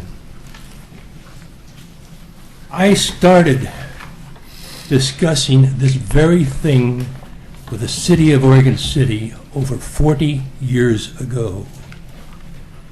I was county planning director. I worked for the city of Oregon. I worked for Clackamas County. I worked with Oregon City. And the biggest problem we had is how in the devil do you get there and how do you get away from it? You look at the map behind you there, and you have one road in, one road out, and it's all the same road, unless you cut through the gut of Oregon City via Warner Parrott, Warner Milne, and all of the other streets. You have got to go from there through the city or down South End Road, and that will be a dude to get you to expand that road sufficiently to accommodate the traffic that it will need to carry. We even looked at a connection from South End Road down to 99E. There is one place that it could go, but it's south of here. And even that is going to be a major, major expenditure. Now let's talk about that for just a moment. We wrote a comprehensive plan for Clackamas County, and we included within it the Oregon City bypass. The only way that bypass got constructed was that the county put in its plan the location of that road. It was part of the county's total entire plan, a very integral part. I suggest if you're going to be doing this sort of thing, that you need to have some exit, some way out of here, some release to get the traffic in and out. And I don't see it. The gentleman that is talking traffic, I have been involved in planning for, as has Bob Mahoney, for more years than we wish to admit, over 50. And I have heard those kinds of platitudes for 50 years. I go back and look at some of the reports that I saw and was part of way back then, and they were so bloomin' far off, it was unbelievable, or is unbelievable. Now, the interesting part of it is the gentleman that makes these analyses today, he won't be around at that time. So really, what good are they? You cannot dictate how people are going to get to and from unless you put a roadblock up. It just isn't going to happen. You're not going to get people out of their cars. By the time you try to do that, there's going to be a major revolution. It ain't going to work. So, now, Commissioner McGriff asked a question regarding geology. The answer to your question, Denise, is yes, you can do that. California's been doing that very thing for years. To look at a particular spot and attempt to determine what will happen on that spot and its impact upon the totality of the development in that area is absolutely foolish. It has absolutely no bearing on it. You have to look at the drainage basin in its entirety. You have to look at the soil soil types. You got to look at the underlying geology and all that pertains to those. So, again, that's a very, very important, integral part of the whole thing. Yes, it can be done. I know it can be done. I've seen it done. Another important point here that has been missed is you aren't talking to the State Highway Department, at least I can't see it here tonight. If you drop a road from that down to 99E, where's it going to go and how's it going to connect with 99E? You have a canopy down there that is rapidly growing, have limited industrial sites down there. Everybody comes up through 99. How much more traffic can 99 take from just Canby? Drive that road sometime and you're going to see a whole whopping lot of traffic on that road at PM and AM peak times. Now, you drop a road from this down there, that road can't handle it. You're going to have to expand it. It has Jim, enough problems right if now. you could I had conclude 2 your minutes, remarks. I'll quit. Thank you very much. That's all of the requests that I have for speaking tonight. Okay. Would staff like to reply to any of the issues that have been raised? Well, I guess if you have specific questions, it's a little hard for us to respond to, especially the transportation stuff on the fly. I'm not going to ask my consultants to come up here and try and do that. So we have a couple options. We can, try and address specific questions you have. We can continue it, and we can try and address some of these in writing. I guess I'd like to hear how you would like to proceed, and then we can try and figure out a way to do that. It sounded to me like we had an official request for continuance. We've already had the official request for a continuance is on the first evidentiary hearing. Okay. We've had multiple evidentiary hearings. It's at your discretion at this point on how you'd like Carrie's to. got a Can I ask run a the question meeting. then? Carrie's got something. Oh, just to clarify, Yep. the right to a continuance after the first evidentiary hearing applies only to quasi-judicial matters in the Sorry. first place. So this is a legislative hearing. It's entirely in your discretion. This matter is going to the City Commission where the record remains open throughout the process. So there is still opportunity for for the consultants to submit additional response, for the parties to review them and respond. So it's completely in your discretion if you're comfortable making a decision now not a decision, a recommendation to the City Commission now, or if you would prefer to wait. Okay, thank you, Carrie. And so I guess you heard quite a bit of testimony tonight. Some of it is similar to testimony you've heard in the past. Some of it's not. So we'd like a little bit of direction from what you've heard from the citizenry, you've heard from the consultants, you've heard from staff, you've heard from our traffic engineers, and so just what the underlying or the outlying questions that you may have as a group, I think, is what we'll try and focus on responding to. Right. I guess Discussion among the it's commission. not so much discussion. I guess one of the things I wanted to bring up, and Pete can collaborate with me on this. So one of the things that we kept hearing during the citizen advisory team meetings and other meetings that we had is that I appreciate the fact that people are taking a leap of faith, but we're not going to be developing tomorrow or the next day or the next day. Development of this plan, the concept plan, is just one step in a longer process, and that's one of the things that maybe needs to be reiterated again, because it's not all going to happen. I mean, the 2030 transportation numbers are not going to. We're not going to get smacked upside the head with those tomorrow or the next day, but we know it will eventually happen, and that's why we're trying to get ahead of some of these things that may happen by developing a concept plan, because we know what happens when we don't have concept plans. We are, what's the nice way to say this?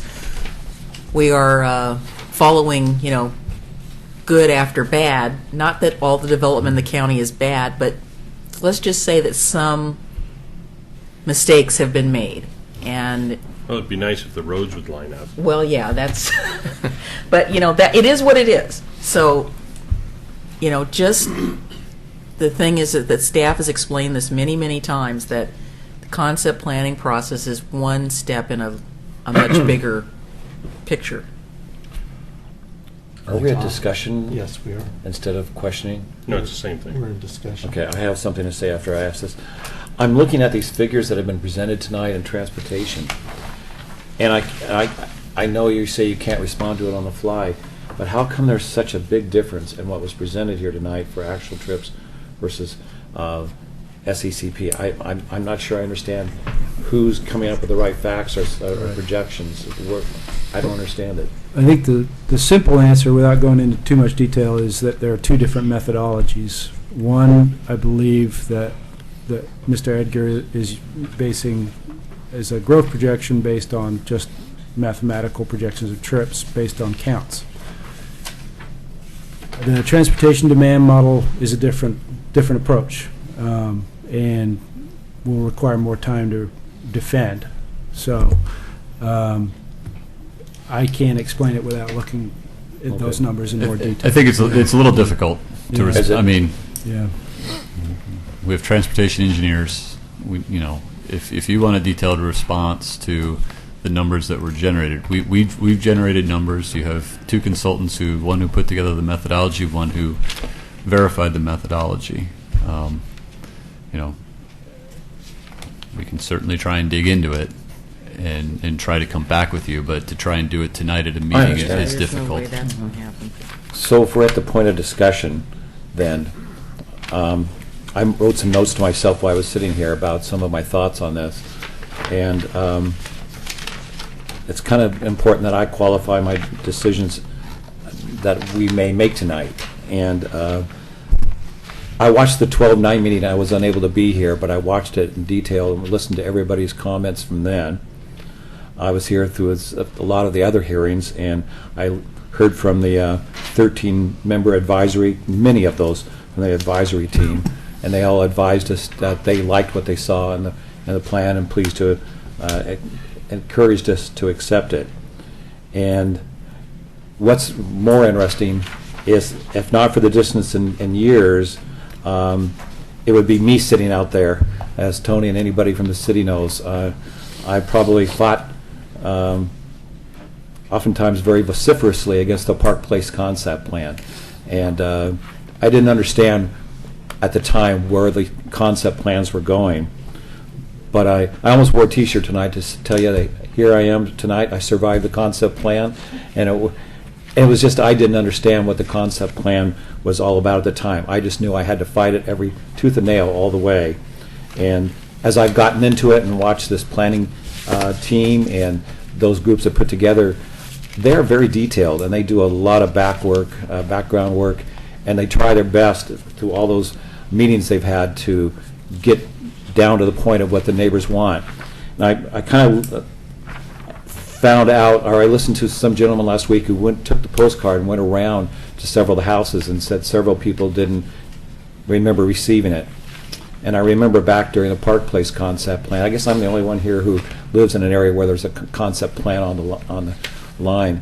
And hardly anybody in our area remember receiving those either. And I remember I was hounding the city staff at the time. You need more communications. Well, I think I really saw it this time. I got a postcard about South End, and I live in Park Place.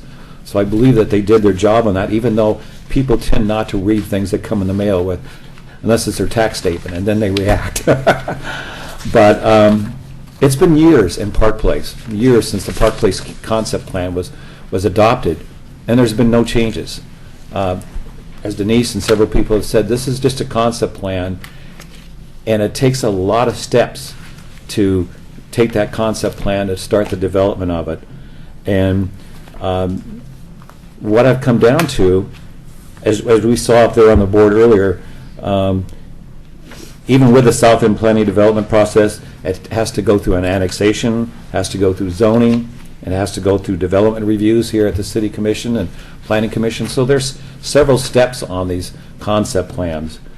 And it comes down to that you, the residents of that area, still have the power of the vote.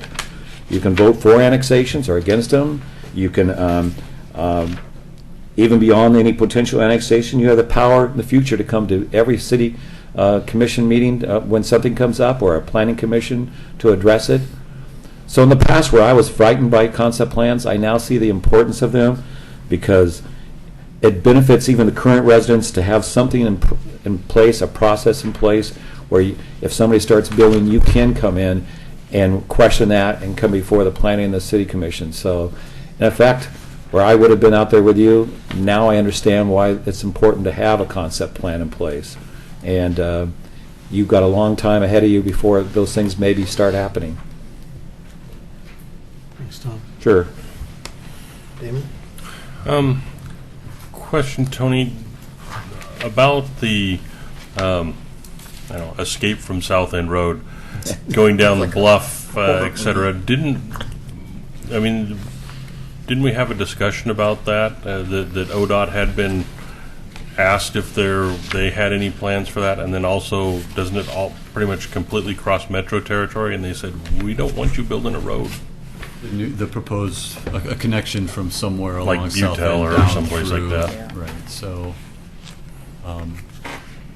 yeah, essentially, yes. Metro has bought that 300 acres. It's outside of our urban growth boundary. So essentially, the connection between South End over the bluff through Kenema Bluffs down to 99 East, somewhere down along that stretch. And there was some discussion about that during the transportation system plan. Mm-hmm. And when we were identifying through the Public Works was doing that public engagement process. And at that point, there was no road added to the transportation system plan. Is there a way to get down? Yes. And can you engineer most anything? You can engineer quite a bit. There's costs associated with that. So for multiple reasons, through discussions, it was brought forward, it was considered, and it wasn't put on the TSP map. Right.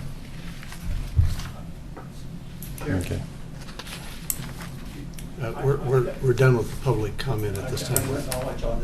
You'll just have to hold your comment. Well, and I understand what you're going to say, Paul. It's a rhetorical question as much as anything about it. There just isn't really a place to go to 99, at least within our concept area, without major alterations to the bluff area. That's the one route that was brought forward. Right. Yes. You look at the map. There's really only it's only a couple options. Yeah. And then, the concern that was brought up about South End being the only way in and out.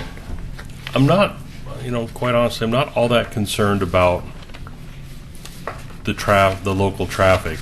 It'll grow and people will adjust and things will happen. Was there any modeling done about when 99 diverts due to an accident and South End becomes the alternate?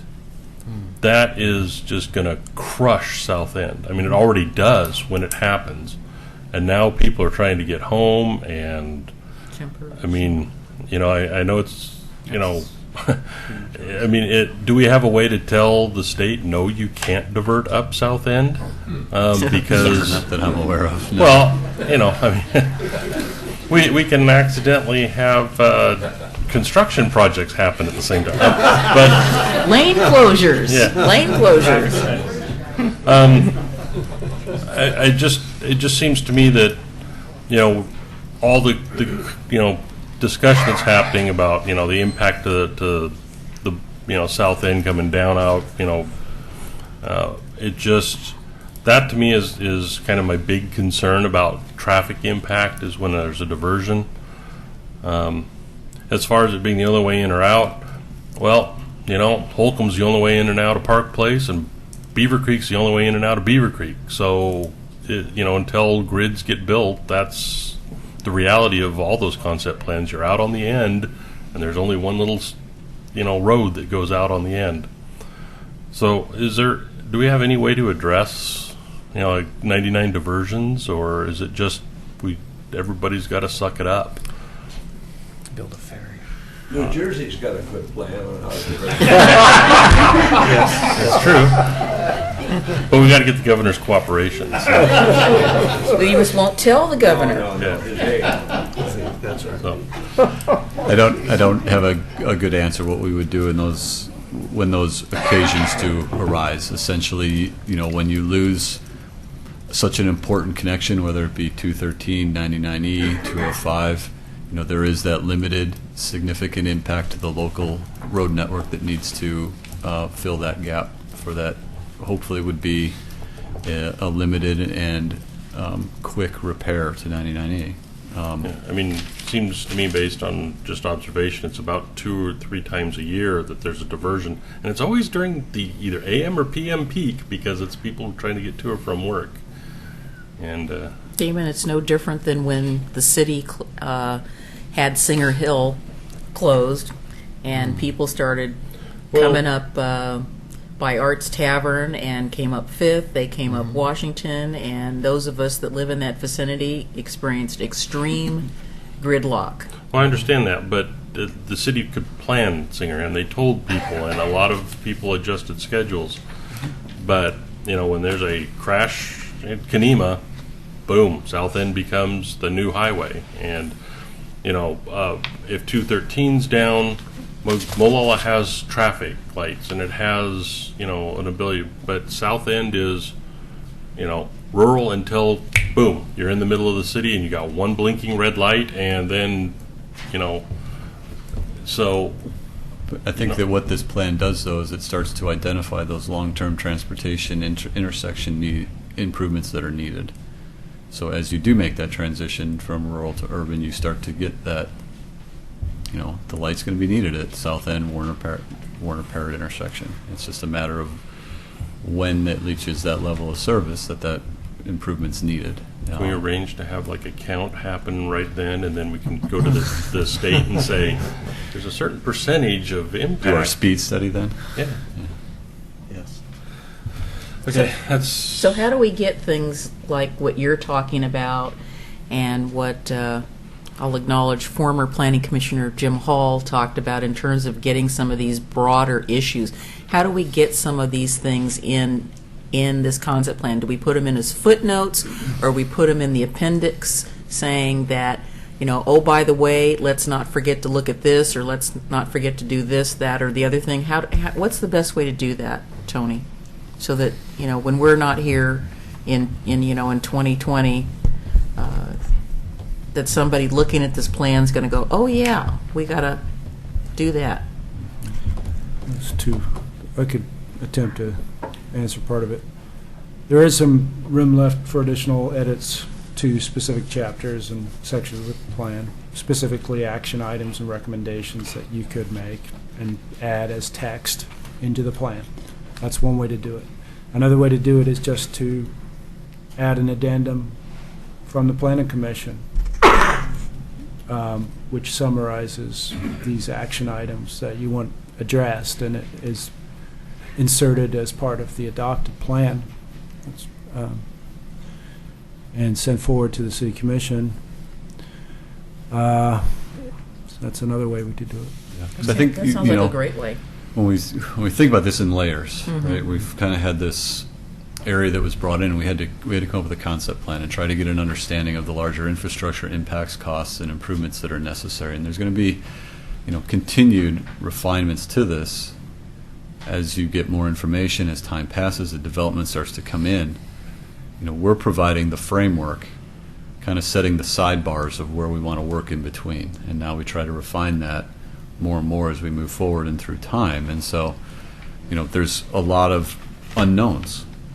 I mean, we've got a plan. I can't tell you exactly where the local street's going to go, But we've got a framework now that gives us the ability to review against something so that when a future development comes in, we can compare it against what the vision was, what the consensus was amongst the decision-making body based on the public input that you heard. And it gives us the ability to use this as a tool when someone comes in and we go, well, you know, this really doesn't fit with what the concept is. You know, when we talk about where specifically is a storm pond going to go, I can't tell you right now. I can tell you that in general we want regional storm detention ponds, that we want standards that address how that water is treated, how it's released, but exactly which parcel and where on that parcel it's going to go, that's not the intent of this. This is a much higher level plan than that. Right. So I think there are some things we can provide answers to when you're thinking of it more in terms of the larger guiding document that this is supposed to be. When we get into fine-grained specifics, we're still a long ways from that. Right. I like the idea that Pete was talking about. Maybe we have an appendix or something that we can attach that are Planning Commission comments that we'd like to have incorporated into the plan. Maybe Denise, if you wouldn't mind taking notes of what we've talked about, and we can formalize that as part of our recommendations. Zach, you have comments? Well, one, I would like to commend just city staff and Pete and his team for the amount of community outreach they did in helping to take a vision and input from the community and actually putting it into this plan. I mean, it took a lot of work to get where we are now, and you know, Denise participating in the CAT and you know all of the input that went into that. It was no short work to get here, and I know we didn't receive any positive testimony in favor of this, but there is a lot of people whose input really moved us and steered us to here. My biggest concerns, as many, is our link to traffic, and I think South End removed. I mean, in 2035, we're acknowledging that we're going to have more traffic in Oregon City. It's a fact. And South End is going to be having more traffic in 2035. It's a fact of life. The higher density, it all plays a role. If there's any recommendation that I would put, it would be that we put a priority on establishing public transportation in the area. We need it now, and the more people that we get in that area, it's going to become really key to alleviating any congestion. The question that I have about that, unfortunately, is, you know, if we build it, will they come? I mean, I know from my past experience why they shut it down, the lack of ridership. And John Replinger talked about the cycle. You know, you have to have the numbers to get the system, and you have to have the system, you know. So, I mean... I disagree. No, I mean, I think that...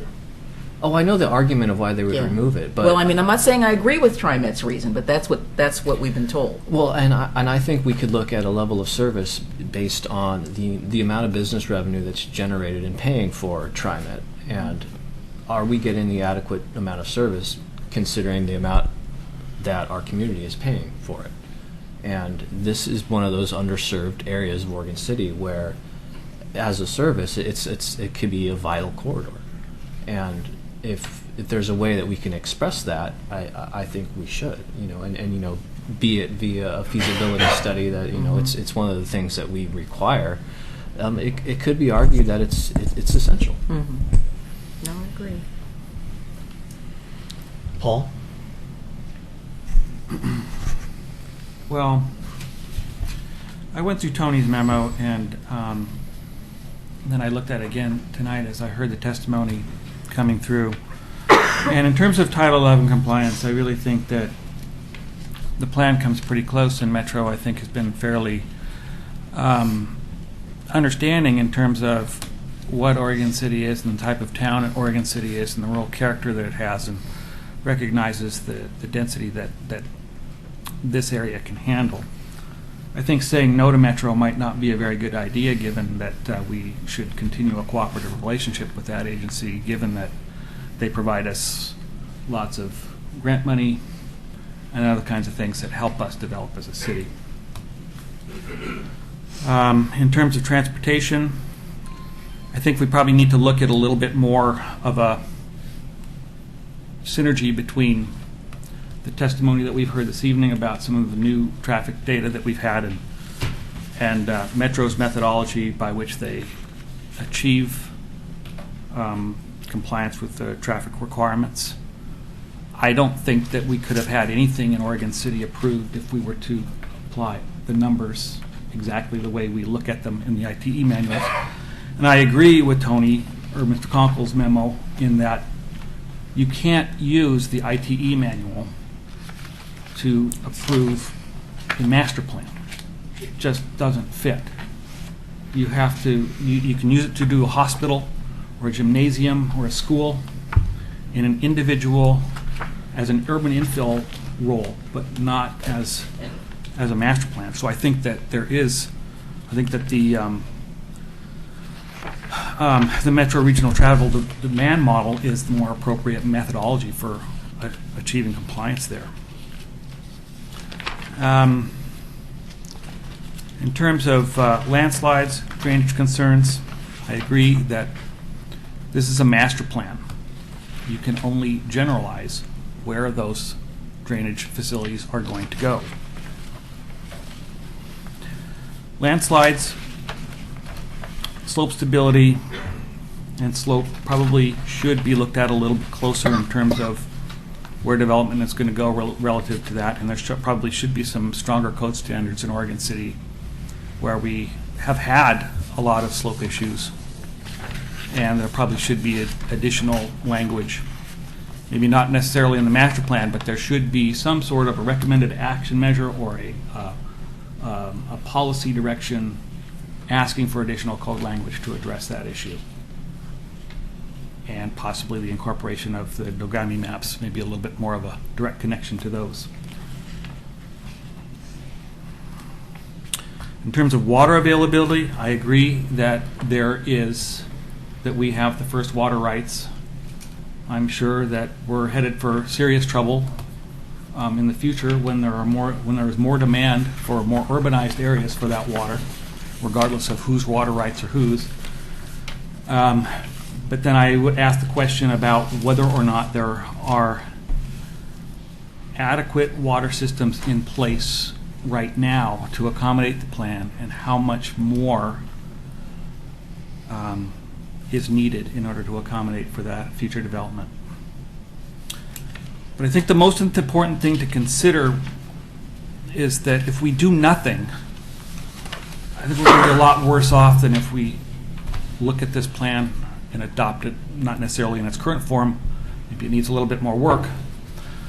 But I think that we need to quote a well-respected planning commissioner that I know in Lake Oswego, is that we need to embrace change in order for things to stay the same. Because if you want things to stay the same, they're just going to get worse.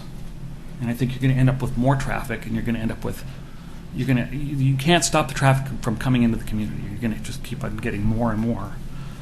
And I think that these plans are put in place in order to accommodate the traffic in a better way. That's it. Bob?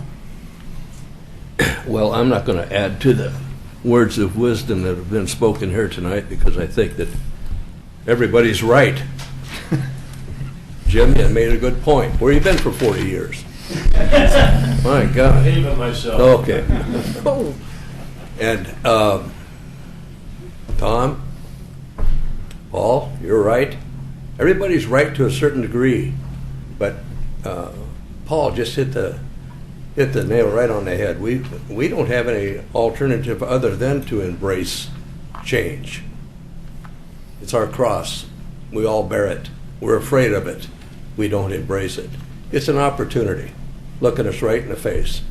And if we don't look right back, it's going to run right over us. There's a lot of players in this game. The stakeholders, the city. If we don't grow within a certain period of time, and I'm no mathematician, our tax base will erode. If it erodes, our public services will decline.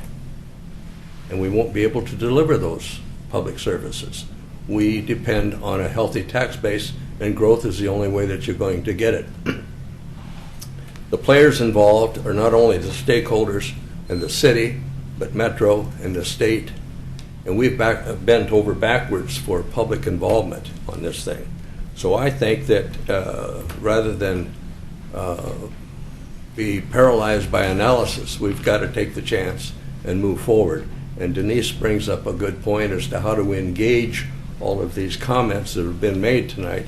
I think that our staff will put it in writing and whatever it takes administratively to do it.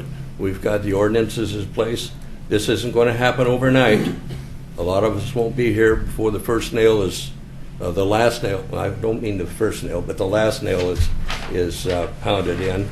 And if I was a builder sitting out there where you people are tonight, I think I'd get up and I'd walk out that door, and I think I'd go back to PCC and be a barber. Or a brain surgeon or something. We say we're open for business. Are we? Let's do what Paul says. Let's embrace change. Let's take a chance on all of us. We're all in the same boat here. It's not sinking yet. So I support the plan with all of its defects and all of its perfections. And that's all I have to say about it. Thank you very much. You know, I agree with all the comments I've heard from the other commissioners and most of the comments I've heard from the public. The one thing that I just want to remind people is that, in case you lost track, we live in Oregon. And in Oregon we have fairly unique land use laws. In the early 70s, land planners looked at the urban sprawl that was beginning to take place, and lots of little spot developments happening at random places. And pretty much any time a developer could convince a landowner to sell his land, they could just go in there and buy it up and start developing something. And the regulations were pretty loose. The people that put together the land use laws during that period of time were trying to prevent this haphazard development that a lot of other states, as you travel around the country, you'll see they don't have that planning. And the benefit we have is that there are a lot of natural places that are protected. So it's an opportunity to provide controlled growth as opposed to just random haphazard growth. And because of the urban growth boundary that we have to deal with here, I think Denise said it last time, and I would just reiterate, we don't have the option to do nothing. That's not an option. We have to look at what is an appropriate thing to do here, because we have an urban growth boundary to plan for. And as it's been stated by several people, this plan is a long-term plan. You're not going to see all of this plan just come together in the next few years, because there's a process, and as Pete pointed out, it's an orderly process. And everybody has an opportunity to participate in each step of the process as we go along. If we're looking for a perfect plan, a plan that covers every contingency and every alternative possibility, and there's no loose ends, we're never going to get there. That's just not going to happen. But I really commend, as Bob said, all of the effort that was put together by Pete and the staff and the committee that participated in the whole process. And I think this is a plan, even though it may need some more refinement, it's worthy of going to the next stage in the process. So how do we get to our Planning Commission addendum? Do you have a list? I have a partial list. I know Pete was taking notes too. Yeah, we have a list. We've got a series of public comments that we would typically respond to in a staff memorandum, and then we have the beginnings of a set of topics for Planning Commission recommendation as well. As far as a continuance date, I think we have a lot of zone change, a lot of items on the agenda for the next January 27th already. So if we're going to continue this item, we would probably go 4 weeks out. February 10th would be my recommendation, just Yeah, giving February us 10th. time to put together the responses, and depending on what you'd like to see. Trying to turn it around in 4 days is going to be difficult. And then possibly on the 27th, we can at least vet the list of Planning Commission topics for recommendations preliminarily, and move forward with that in time for the 10th for recommendation. Is the commission amenable to that? Yeah, I support that. I guess just a little clarification, Yeah. so we, So let me try to so you're going to go summarize over just that. to summarize a. Yeah. I So heard we you wanted- I heard you say two things. There's some things you want to do to respond to some of the public comments. We've got some public comments with respect to wetlands and a request to look at overlaying detention ponds in landslide areas.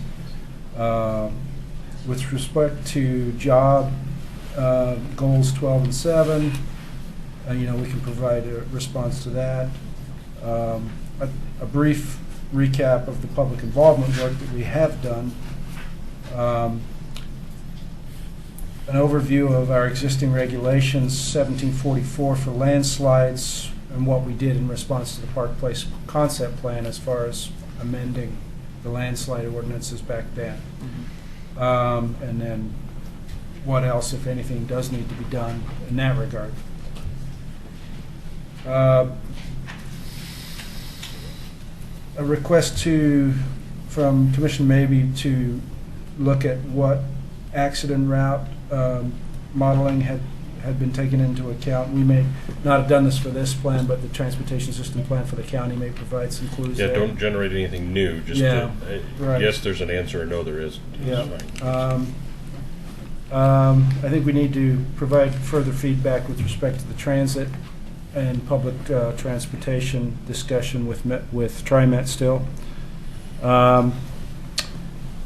With respect to the specific responses to the traffic counts that were submitted into the record tonight, and providing a better synergy, at least between the transportation demand modeling that was done for the larger concept plan in TSP and the ITE traffic data, I think we can explain some of those distinctions a little better. And then what we heard was, regardless of water rights, are there adequate water systems in place to serve this plan area? And I think when we get feedback from South Fork Water Board, we'll be able to summarize some of that information fairly well. But if you have additional recommendations on top of that will help implement the plan, Yeah, open to that. I was trying to divide it into two categories like you did, so I think I have everything you had in terms of what the Planning Commission wanted to put into an addendum which deals with transportation. I don't know about, do you want the water rights in? The water right thing? It was asked if they. I wasn't as concerned with water rights Yeah, as I mean, I was with infrastructure. Yeah, infrastructure. Okay, I think Yeah. that's an answer. And we were talking about we'd like to see further additional work done in these areas, Right. which is what we want to add into the Right. addendum, so that the city commission understands that there are places where we need to dive deeper and get more information. I think you can add sewer to that just as Yeah, easily. well, I kind of just said So system-wide it's- analysis for yeah. drainage, Infrastructure. geotechnical, Yeah. wetlands, Right. and and sewer, Yeah, because the water rights are what they are, Yeah, but as yeah. far as infrastructure, that's something that we can plan for. Yeah, yeah. So infrastructure, I guess. The infrastructure items, geotechnical, wetlands, transit, and We'll also Human provide trafficking. responses to the comment with respect to the commercial areas and what impact that has on reducing trips overall for the concept plan. You know, the zoning that, and we'll talk more about this in the next hearing, but the zoning that we envision implementing these concept plan, these two areas, is the neighborhood commercial zone, which is a smaller scale that limits the size of buildings in that zone and the square footage overall of any single building. That being said, it does allow certain permitted uses in a range of retail options, including grocery stores. would it allow something about the size of grocery outlet, or even like the green zebra Or that's being, Steve's. I think in the code it talks about I can't remember the exact 40,000 number. Yeah, I mean, square foot building. And, you know, that model Is the is- maximum. It's getting, that model for grocery stores is getting smaller. Right, and that model is getting smaller, so. Okay. Did you include something about the outreach to TriMet or other Yeah, public? we had public- transit, yeah. We had transit. So as far as transit, I wouldn't limit it just to TriMet, because Right. we could also look at one of CAT. the other transit But systems as Canby well. area transit, Right. CAT. Yeah, we did talk about that a little bit in the plan, but, and recommend looking at other options beyond TriMet as well. I think the other point that was made by a member of the public was, what allowances are there in the plan for assisted living and transitional housing and those sorts of things? And we did talk about that in our Title 11 analysis, where we talk about the types of uses that are permitted in various zones. And we did talk about cottages. We talk about cottage Yeah. housing and assisted living and those sorts of things, which are all permitted uses in Exactly. either through conditional use or by right, Right. depending on the size of the facility. Yeah, we covered that. So we've done that. I think it just requires pointing back to it. Yeah. Bob? I guess I have a question for either Tony or Tony.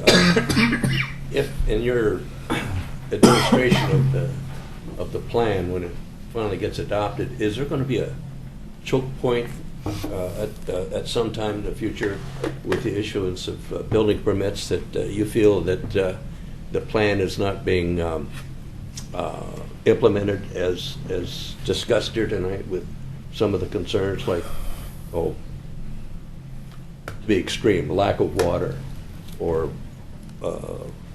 overflow of ponds and things like that? That's just an idea. Would you bring that back to the planning commission and say, we got a problem here with implementing this? What do you think? Because you're part of this team too. Right. I think, well, I guess it could take a couple different forms. You know, we have our citywide adopted design standards. And so, for example, for stormwater, we're going to be having that discussion. It's going to be adopted by code to comply with the NPDES permit. You know, there will be discussions with the Planning Commission about the NPDES permit, the new design standards, and if they're not sufficient, I think that then we need to come back and have that discussion. I think that, you know, most of our code changes are a reaction to things that we're seeing in the community that we want to change. Well, the reason I think that if something gets completely off the tracks, it would come back to come forward. The reason I ask that question is I think the commission has to understand that we are taking this into consideration to give them some support in adopting these things. That the planning commission just doesn't say, go get them and forget about it. It's on its own. That we're still sort of, we have a due diligence and an oversight to this responsibility for implementing this as much as the staff does. Well, I'd also add that when we're looking at proposed annexations, one of the things we look at in more detail is we look back at the concept plan and then we look at the existing situation for service to the proposed annexation area. And at that point, you actually know the location, what's nearby, what the concept plan says, and you can really look in more detail at the annexation stage. And you have to make a determination that you can serve it in order for you to annex it. That would already be determined, though, wouldn't it? When the person made the... If it's proposed if it's consistent with the concept plan, assuming it's adopted, that's part of the determination, but you have to, when you review the annexation, you make that determination again. But that's part of the crapshoot. Right. The plan could be implemented perfectly. The applicant's got a great idea of land use, but he's not annexed to the city. He makes the petition, and the public says no for every different reason other than what we've talked about here tonight. Well, there's the city decision, and then there's the vote. Right. Right. So that's what I'm talking We need to about. make a motion to continue, or? So, I would request, there's quite a bit of information here that we're going to need to put together. I'd request that we continue it to the Continue. February 10th. February 10th. And is the record still open, or are we? It's up to you. Closing. I would leave, we're responding to some of the questions. Right. Technically, it's open all the way up till the city commission makes their decision. Right. For further so citizen comment? We're looking for Pete to come back with the list that we've talked about that we can theoretically include in our action. And so we'll hold it. Is there a motion that we hold the hearing open? I'll make the motion. I'm sorry, before we... Oh, sorry. I just want to enter into the record for tonight, we have 4 exhibits. Exhibit 1 is the South End Concept Pen distribution list. 2 is the South End Road, Warner Parrott Road intersection. Exhibit 3 is South End intersection capacity analysis, and Exhibit 4 is a 2-page letter from Ms. Kaczynski.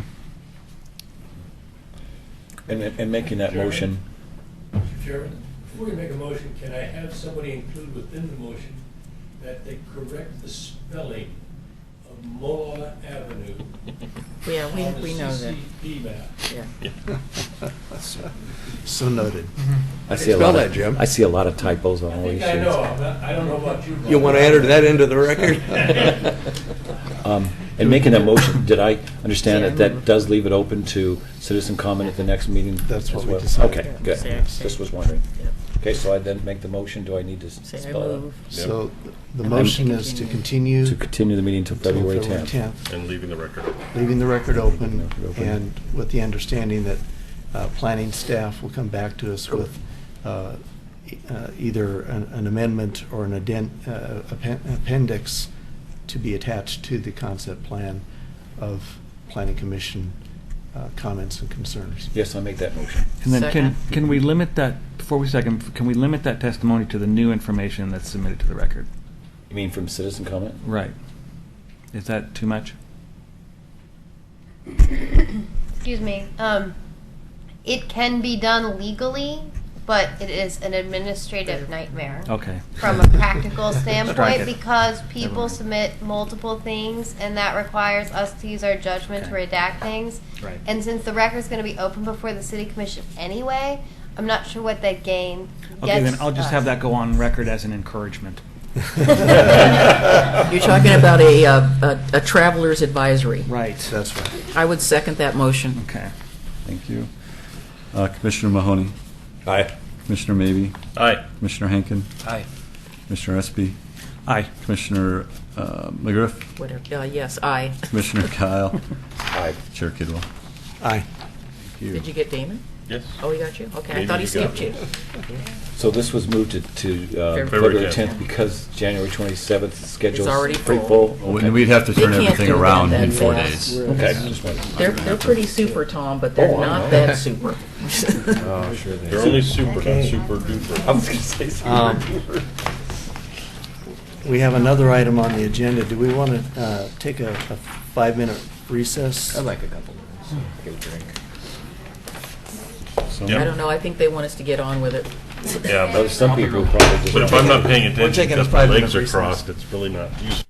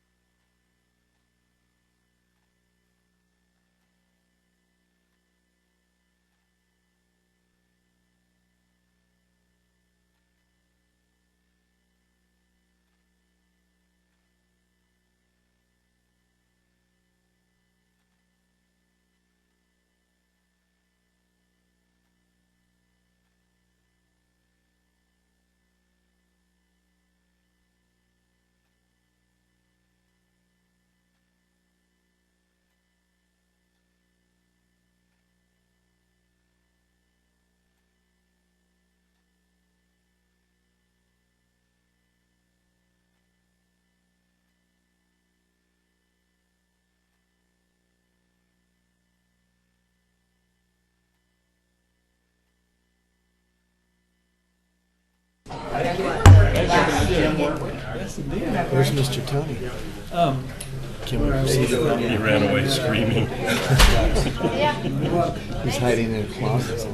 I was going to It's call. like, I want to crack the spelling on this. Yeah, I know. There's a lot of things I You needed something else to do. Well, there was more than just this. What's the All- first all- word? All three exhibits. And there was. Get out there and do the show. This application, I noticed there was no aerial show. Aerial. Well, there was no Photographs? Usually we get the site plan and we get an aerial.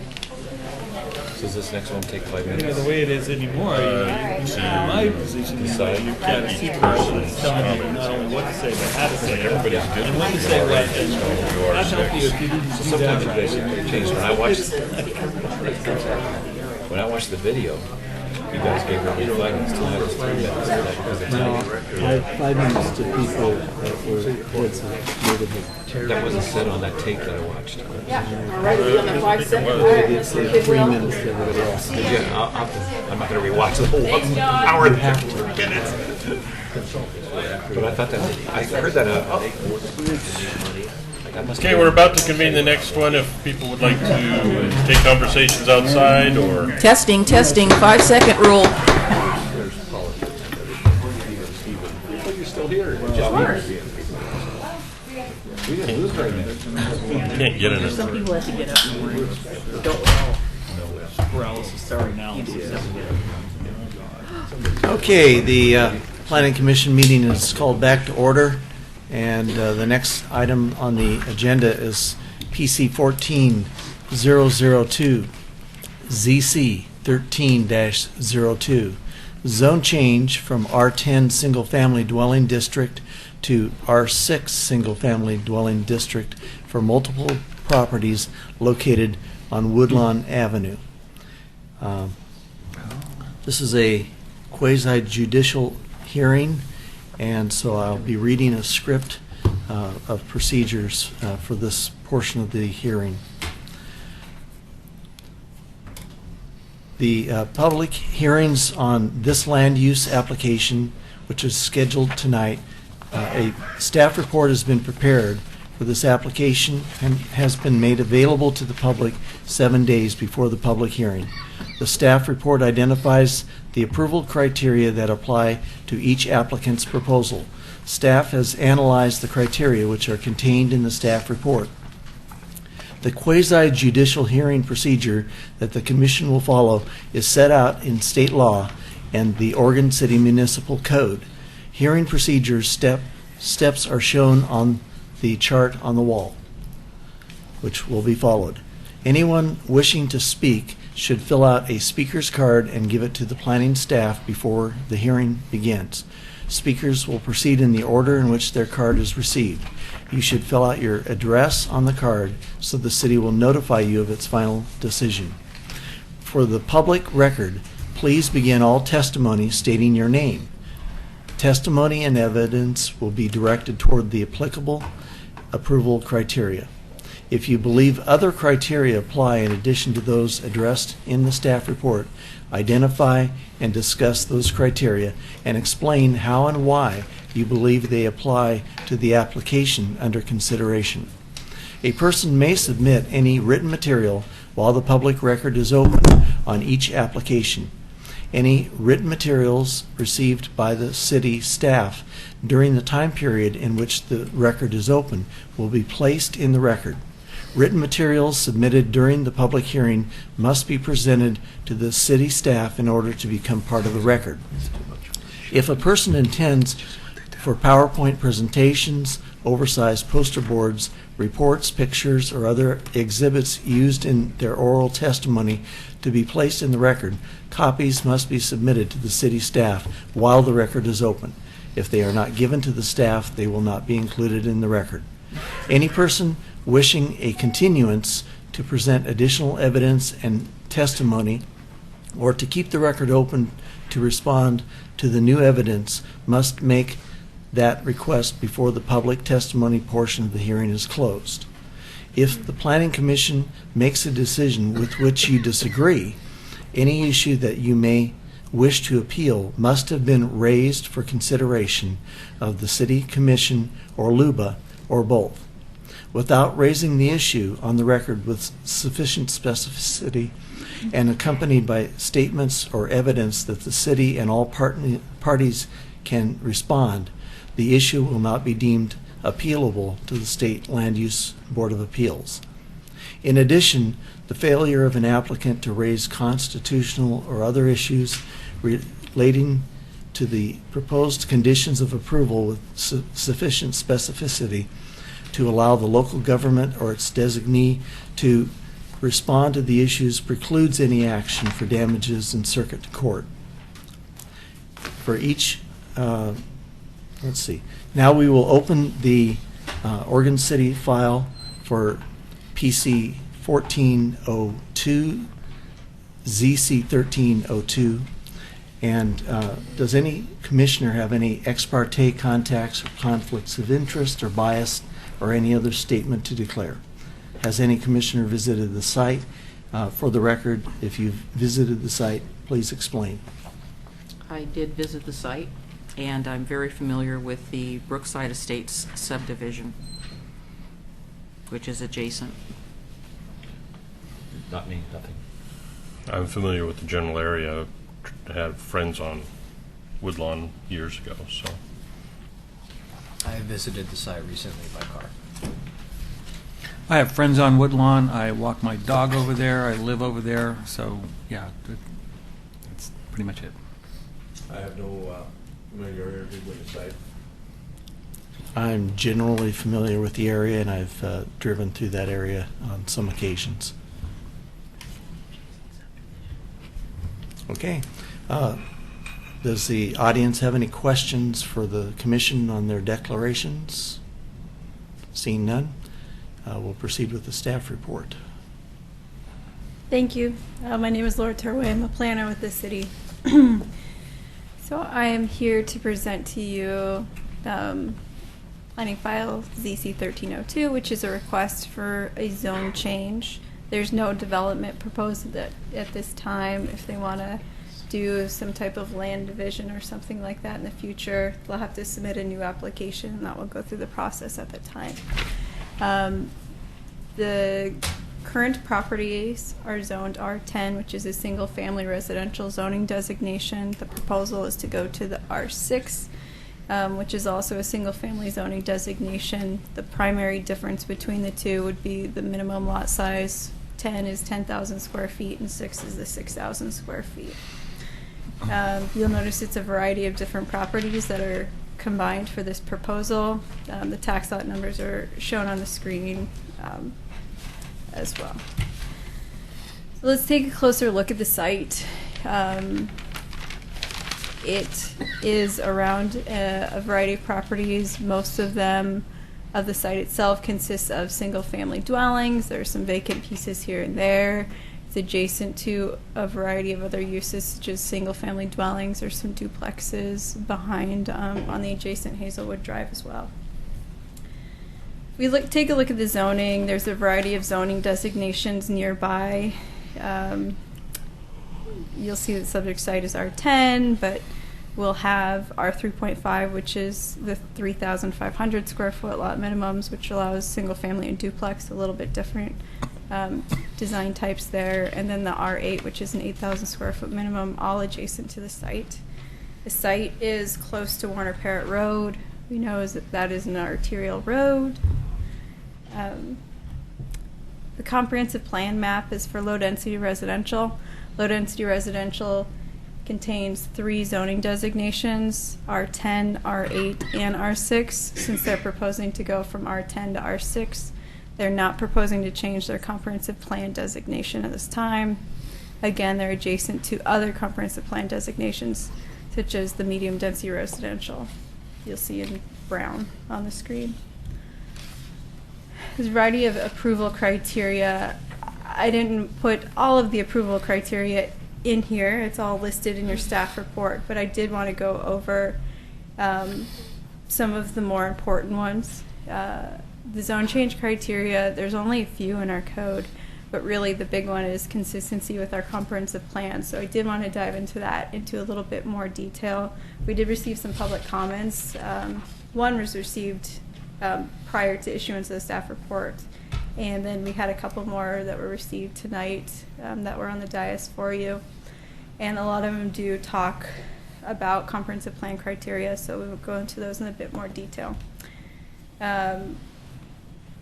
So we'll go through goal by goal. The first goal is for citizen involvement, to ensure that there is adequate citizen involvement throughout the development process. In this particular request, the applicant met with the neighborhood association prior to submitting an application. We mailed notices to neighbors, sent notices to CIC and the neighborhood association, posted signs on the property, posted it in the paper, put it on the website, and then there's opportunity to comment throughout these hearings. If the planning commission chooses to move it forward, there will be additional hearings with the city commission. For goal 2, land use, there I put our specific code language in the goal, so you could read specifically what it says, but I'll summarize them all for you verbally. Goal 2.1 is for an efficient use of land, and that land is developed sustainably. So a zone change would allow for additional dwelling units. We'll get into the numbers a little bit further through the application, but more dwelling units in the same amount of space is a more efficient use of land in those utilities as well. So goal 2.7 talks about staying in compliance with our comprehensive plan. So by going through these comprehensive plan policies, we're showing that we are compliant, and also the applicant has chosen to keep their current comprehensive plan designation as low density residential. So anything within that low density residential would be inherently compliant with our comprehensive plan. Policy 5.44 talks about natural resources. The property itself is not within our natural resource overlay district. Our code does have a variety of other approval criteria when you come in for development that we look at. Some of our public comments were related to retention of trees. So we know that for properties like this, when you're not in any overlay districts, if you have a private property and you would like to cut a tree and you're zoned residential for single family, you can cut a tree and there's nothing that the city can do to stop you. If you're coming in for a subdivision, you do a little bit of mitigation if you cut the tree at that particular time, but not if you cut it after or before the subdivision was through the approval process. So when development occurs, we'll look at it for compliance with our code. Again, specifically we're talking about tree code. That was a lot of our public comments were regarding retention of trees, but we don't have city code requiring retention of trees on private property when they're not in a subdivision or a partition process. So just for clarification, if I used to have a tree farm and I want to, just for the heck of it, I can just clear cut the snot out of it and then come in with a subdivision request because there's no trees to mitigate anymore.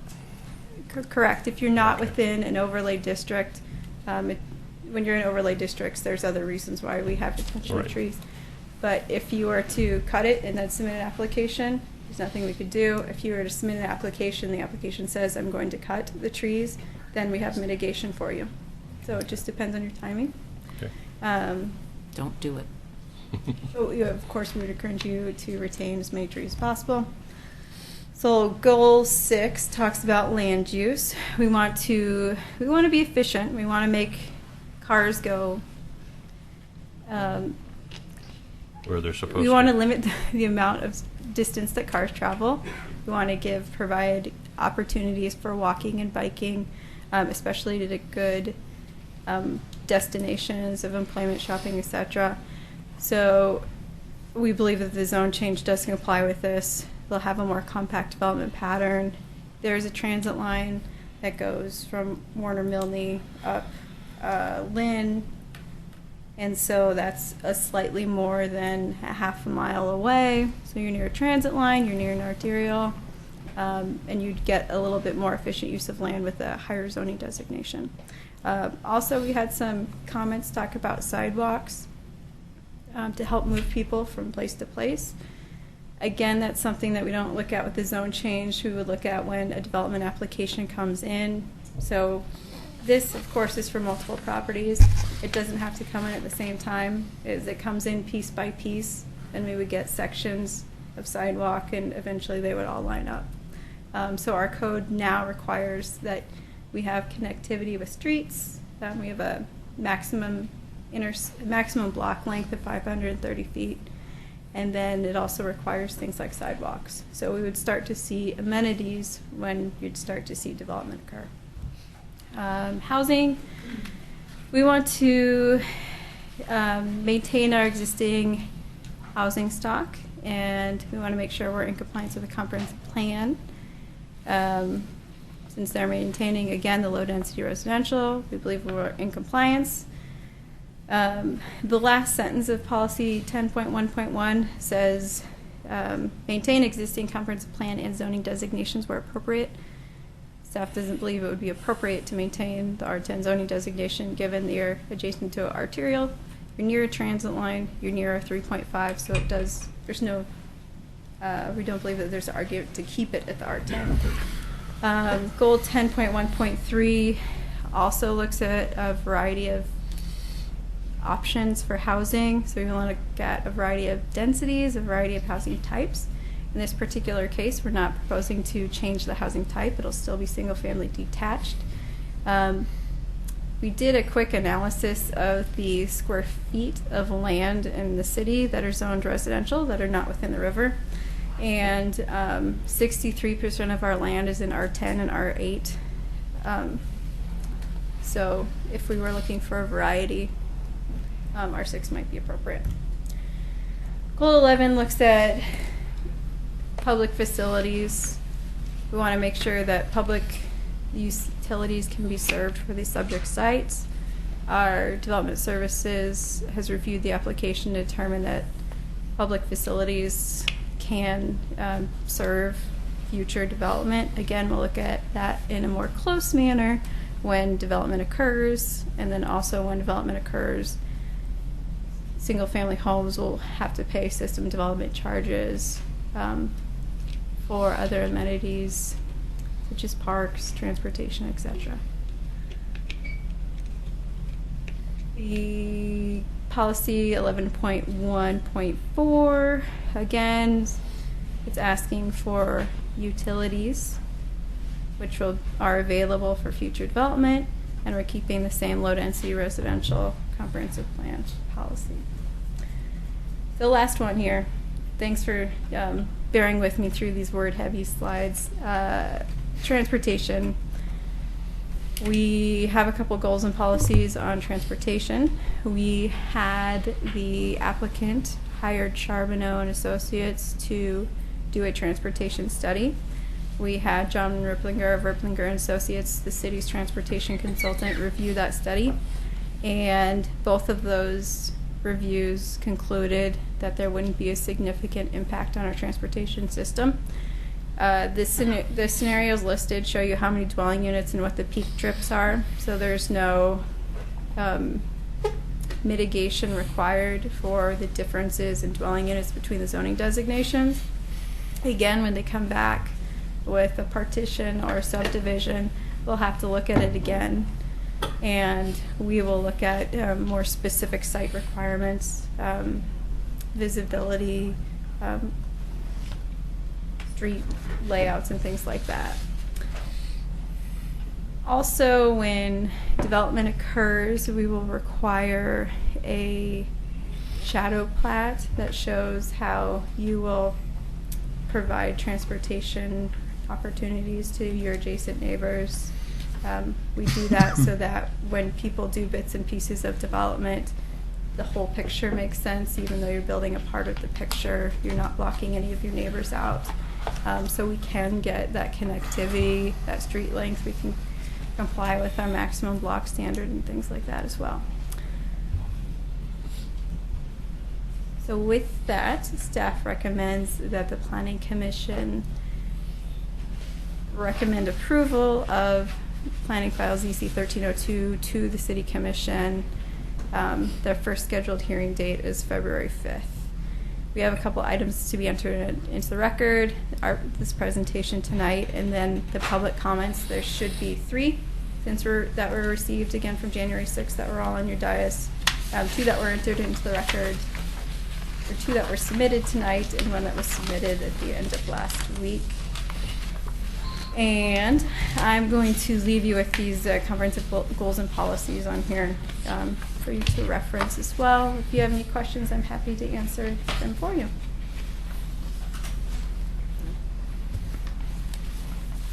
Were there any conditions of approval? I didn't see any. No Since conditions. there's no development. Conditional zone changes there. Mr. Chair, I have a question for the city attorney. Okay. Gary, since this is a quasi-judicial process, the applicant bears the onus of entering into the record various issues in terms of need. Is that true? In terms of what was the last one? Need. Need. Yes. I don't think need is a criteria for a zone change. Do you mean that they have the burden of proof? Burden of proof, but also. They have the burden of proof. But there is a need for the zone change in terms of increased density. I think that because the comprehensive plan designation is low density residential, as long as you're within that, That's been established? That's been established. Okay, all right. You're right, though. And the applicant is here as well They to answer your questions. Are there any other questions for the staff? Not at this time. Bring it Thank you. on. Okay. Yeah, okay. So we have public testimony? The applicant, Yeah. if they'd like to. Does the applicant want to speak? Let's go for it. Okay.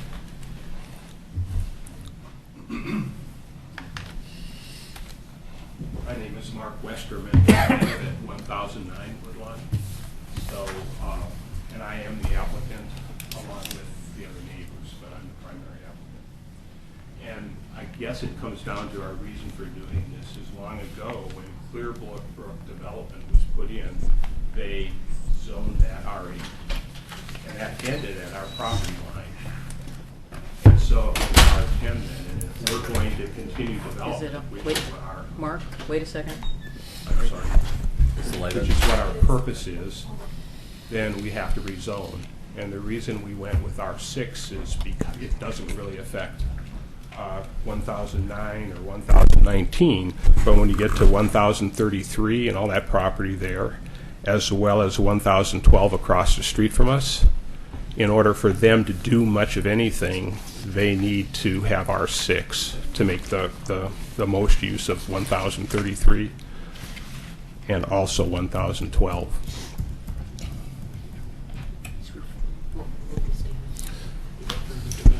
As far as any immediate development, the only one who plans to do anything is ourselves at 1009. The people that moved into 1019 just a month or so ago have 2 little children and they don't plan to do anything for a while.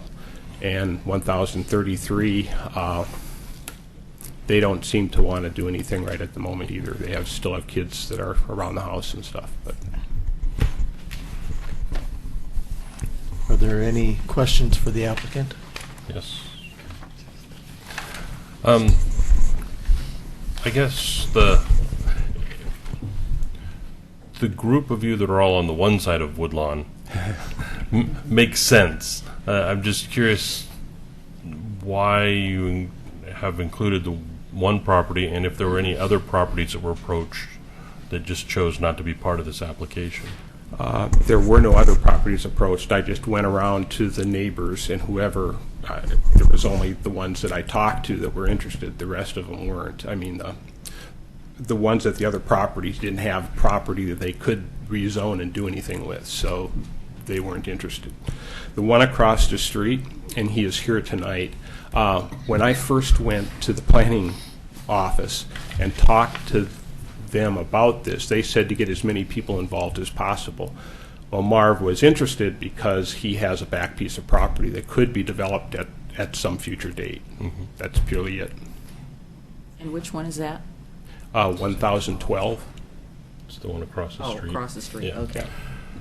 I noticed in your original application that you'd said you're requesting R6 with an R8 as a backup. Are you still interested in R8, or you want 6, and yes or no?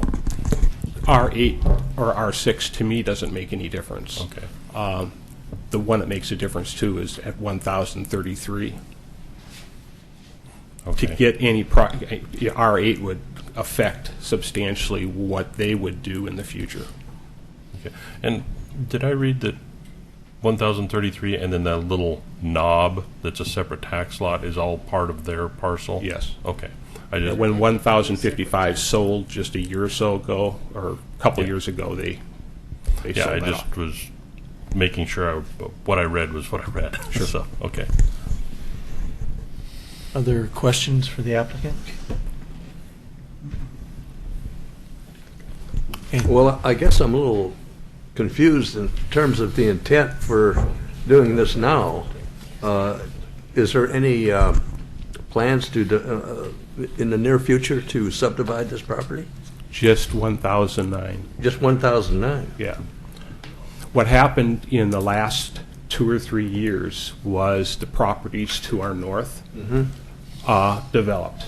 So the road extended to our property line, and because we were R10, we couldn't do anything about that. We couldn't develop. So the reason to do it now is because the road ends at our fence line.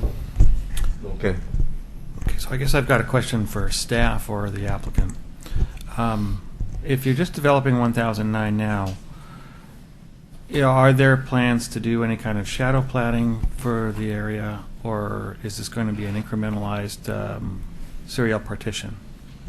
The city would require a shadow plat for any of the properties to develop further. Most likely, you're going to see a serial partitioning. Okay. So partition is 3 lots. What or less. partitioning? Serial. So does that does that enable them to just partition without having to put in any of the infrastructure that subdivisions require? No, they fall under the same criteria. Okay, good. Is there not a shadow plat from the previous people who have developed? There is nothing? No, predated. Yes. Other questions for the applicant? Is the other property owner coming up? That'd be great. Thank you.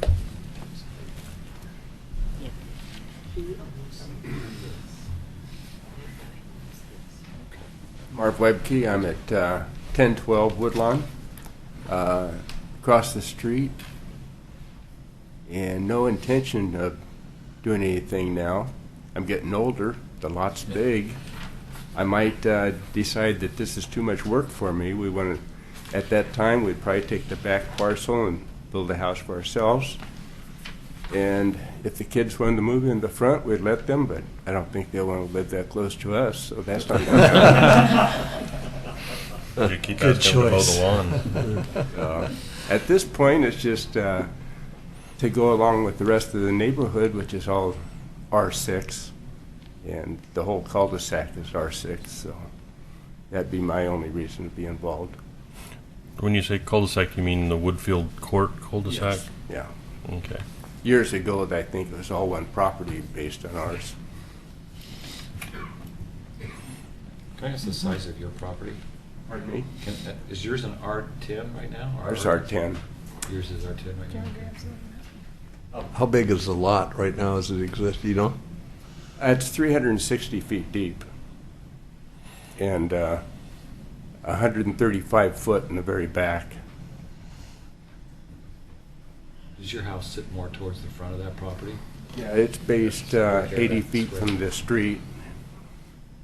So my house would have to take up at least, there'd only be about 77 feet in the back or so that I could cut away.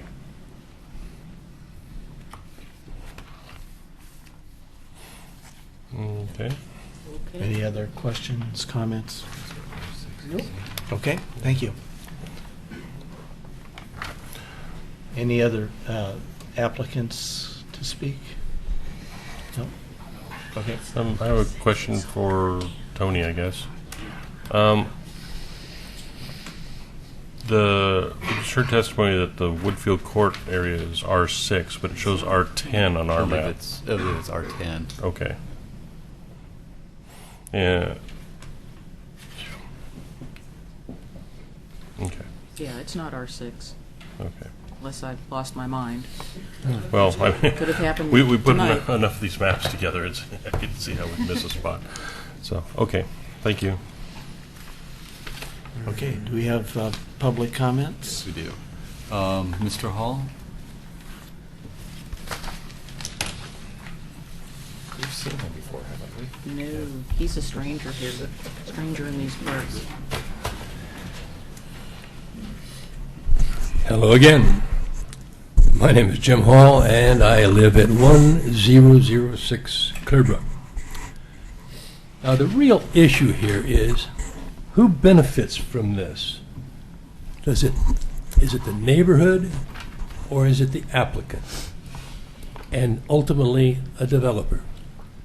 I think it's the latter two, and the neighborhood is the one that kind of gets it in the backside. We have a very nice neighborhood there. We have lived there about almost 12 years. The people immediately south of us, the Hermans, came in a few years thereafter. And yes, Clearbrook does end at the end of, or at the south edge of the Herman property. I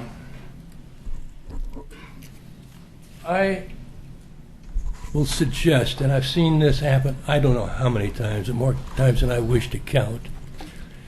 You get a piece of property and you downzone it, or upzone it, call it what you will, from an 8 to a 6 or 10 to an 8 or something, and the ultimate developer is going to want to get, and understandably so, the absolute max out of the property. Well, that's kind of what is worrying us. We aren't interested in a bunch of very small little homes in there. My home isn't very big, it's about 1,700, but I don't want a bunch of rentals in there either. We have a nice community there. I'd like to see it continue as it is. And I think that's exactly what should happen. Now, we talk about individual partitionings. That scares the devil out of me from one standpoint. The Dressel property, which is on part of the Herman property immediately south of us, was in a partition. The city let Mr. Dressel get away with not putting in a half street on Woodlawn. The city let the people further up the street, north of this, on Woodlawn, not do a half street when it was a partition. I am not interested in allowing that to continue forevermore by individual partitions coming along on Woodlawn. Woodlawn is a very busy street. There's kids that walk that thing. I walk it, my wife walks it, my daughters walk it. There's a lot of dogs that walk it with their owners, and et cetera, et cetera. That is a bad scene. The rationale at the time of the Dressel development was, oh, well, it will never be developed. My comment at that time was hogwash. Here we are. And that's about 7 years down the road, and only 7, 8 years. It will happen. That half street has to be put in. Now then, if we could go back to another map up here behind us that showed the development from an aerial photograph standpoint. Is that possible?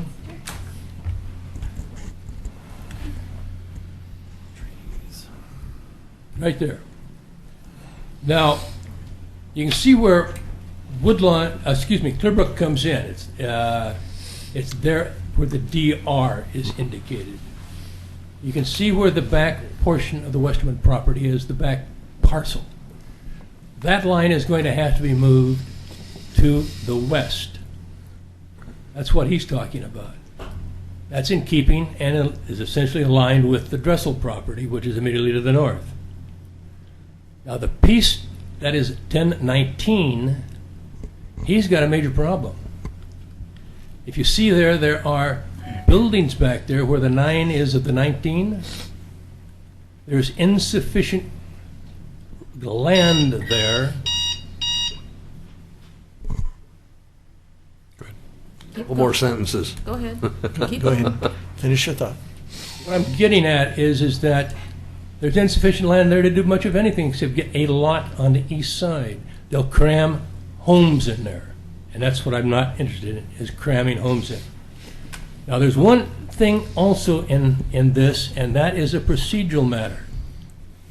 I think it is extremely unfortunate when the applicant writes a letter in behalf of the neighborhood community endorsing the application.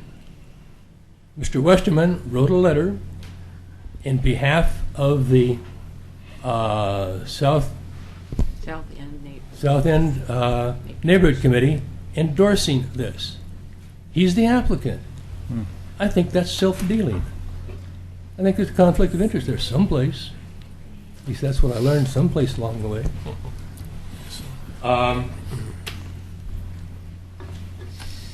I personally think that the R8 is in keeping there and should be left alone. That which occurs on the other side of Woodlawn, again, I think it's good. Okay. It's a different story and different animal. But and in reference to 1033, there's absolutely no reason why that can't be developed at an R8. And I think it's a presumption on somebody's part that has limited, if any, expertise in developing property, and I have developed quite a bit, and I've signed a lot of plats, that can't be developed, because I think it can, at an R8. Thank you. Can I just Thank you. jump in on one point regarding the summary? We have a requirement, first submittal requirement, that we have a summary of what was said at a neighborhood meeting. So I assume that's what you're referring to. No, I'm referring to the letter that I got from your office saying that Mr. Westerman, I have it at home. Do you want to talk to the microphone so we can get you on the record? I have a letter at home in my file, signed by Mr. Westerman, endorsing this development as a from the neighborhood committee. I think that's very, very, very unfortunate.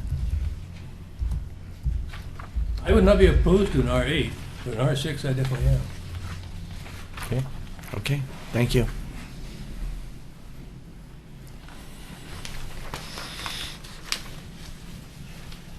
Next, we have Ms. Merrick. Can we go back to the one where it shows all the zones and zones too? I am Andrea Merrick, I live on Clearbrook Drive, and I believe that a lot of this is going to be affecting Clearbrook Drive and punching it through to these other properties. And as you can see, we're R8 on Clearbrook Drive. I know that the staff said to the right we have that R3.5, but we do not connect to that. And in the letter that my husband Joseph Merrick and I wrote, I think that you have a copy of it. In policy 10.1.1, it states to maintain the existing residential housing stock in established older neighborhoods by maintaining existing zoning designations where appropriate. And we believe, since Clearbrook Drive is R8 and that's what's going to be extended, we would like the R8 designation to remain. Also, we're concerned, we don't want Clearbrook Drive to go all the way through to Warner Parrott Road. We would like it to be connected back to Woodlawn Avenue. And in our letter, we state under 12.3.1 to try to minimize inappropriate neighborhood cut-through traffic, and that was our request for that. And if this is changed, I think that we should consider that in some way. So we would like Clearbrook Drive to remain R8 and not go down to R6. So that's my comment. Thank you very much. Thank you. Next we have Mr. Weinmiller.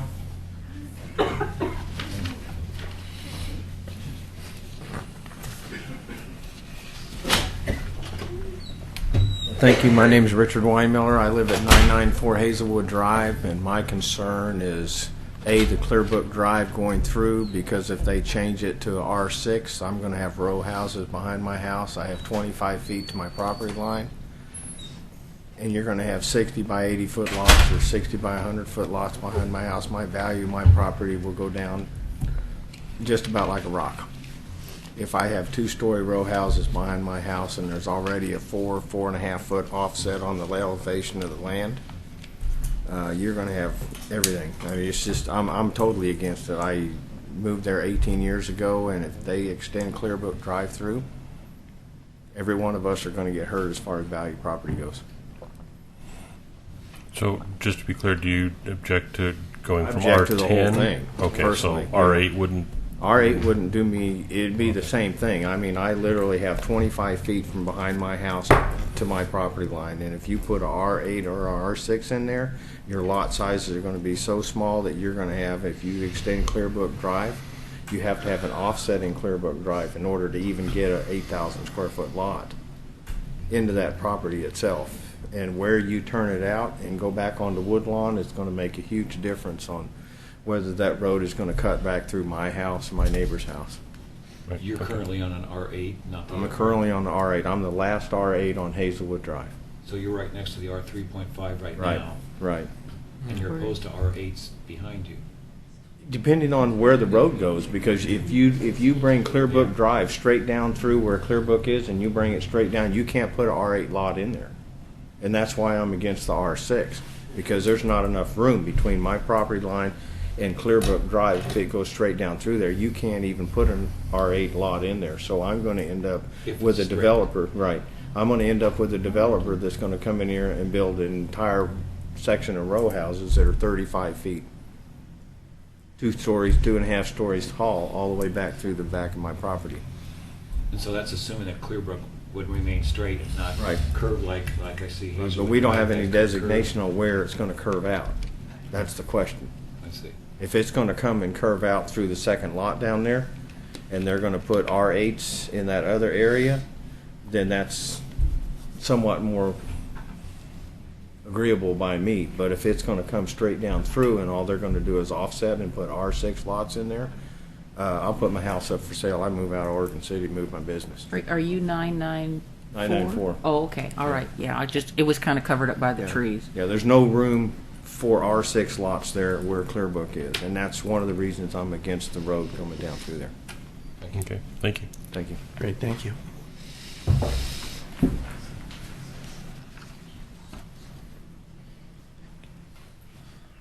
Next we have Ms. Pulley.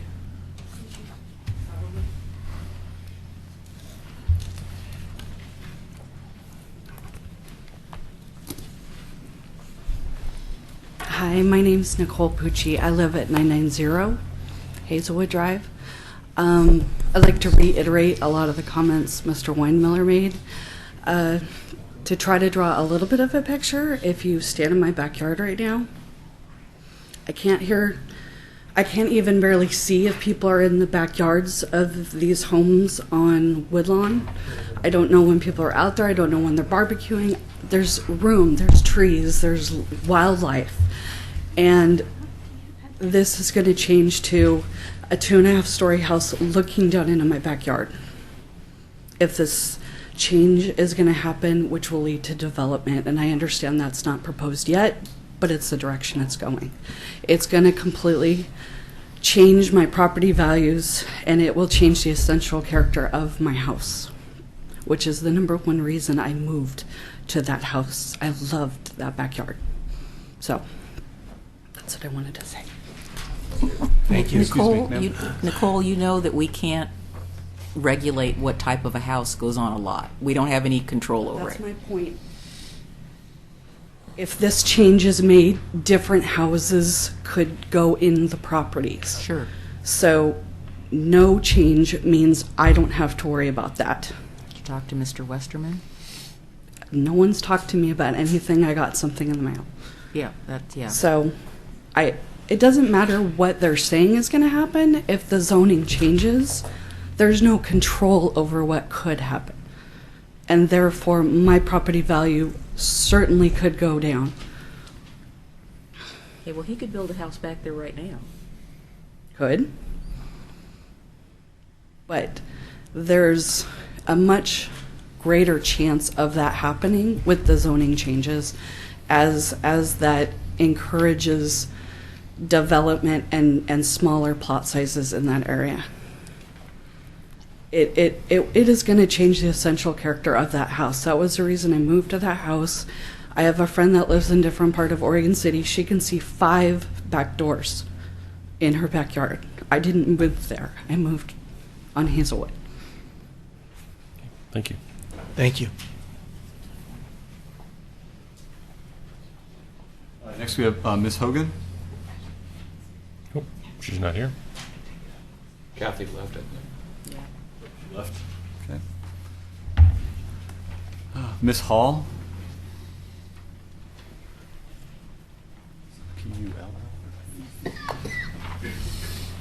I am Stacy Hall. I live at 927 Clearbrook Drive. I'm speaking on behalf of myself and my husband, Ignacio Gonzalez.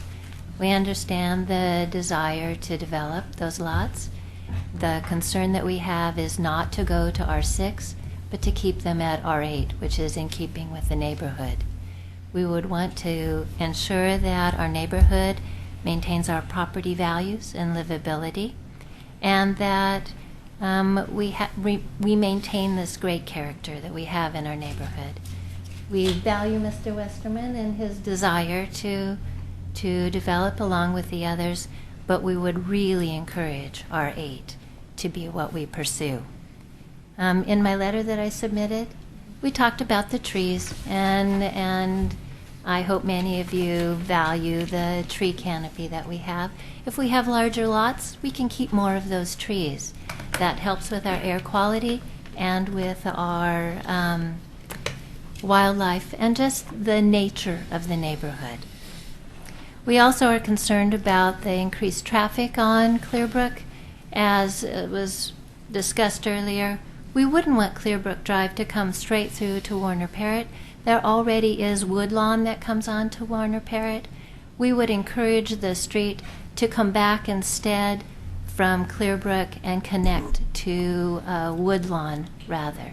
That would keep the traffic minimized only to those homes rather than additional traffic cutting through. And then lastly, the safety concern. We really encourage that sidewalks be part of this, both on Woodlawn and on the extension of Clearbrook in front of those homes. Any questions to me? No, very straightforward. Okay. Very good, thank you. Precise and to the point. Mr. Kutchler? Sorry. It's a cross I have to bear. Well, my last name's Maybe, so. Maybe not. And you kid well, right? Yeah. My name is George Kukler, and it's a good old German name, one of those that constantly get mispronounced. My wife and I live at 928 Clearbrook Drive, and so the basic thing that a lot of people said is that we're not necessarily. I understand the other people who are closer, who it impacts more, but we're more inclined to go within our R8 in kind of more of the size of an established neighborhood around the area that has, other than the R3.5, which are duplexes and whatever.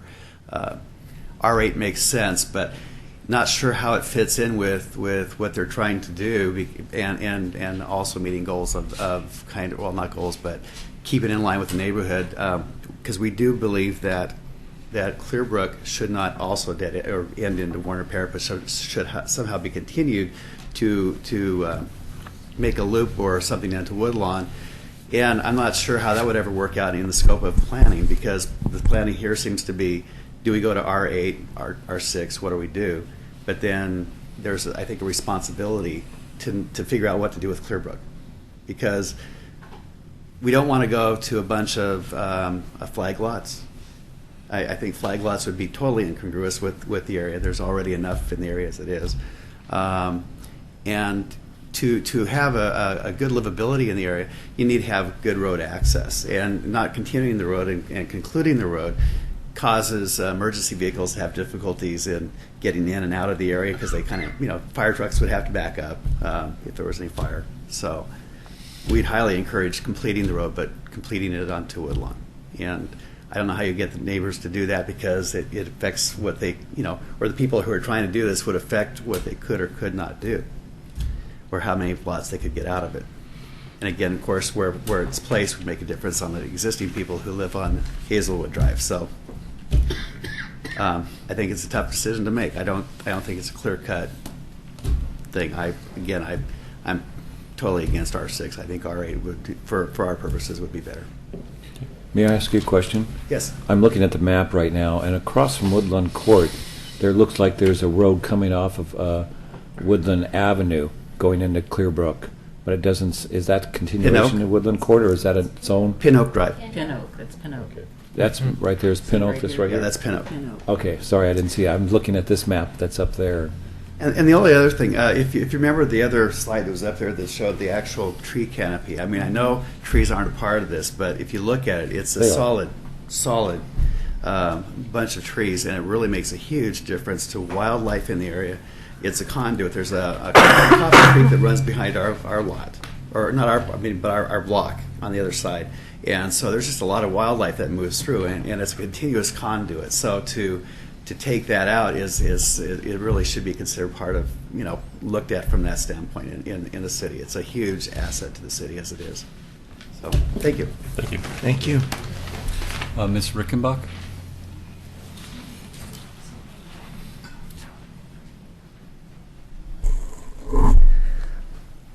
I'm Ingra Rickenbach, and I live at 131 Warner Parrott Road.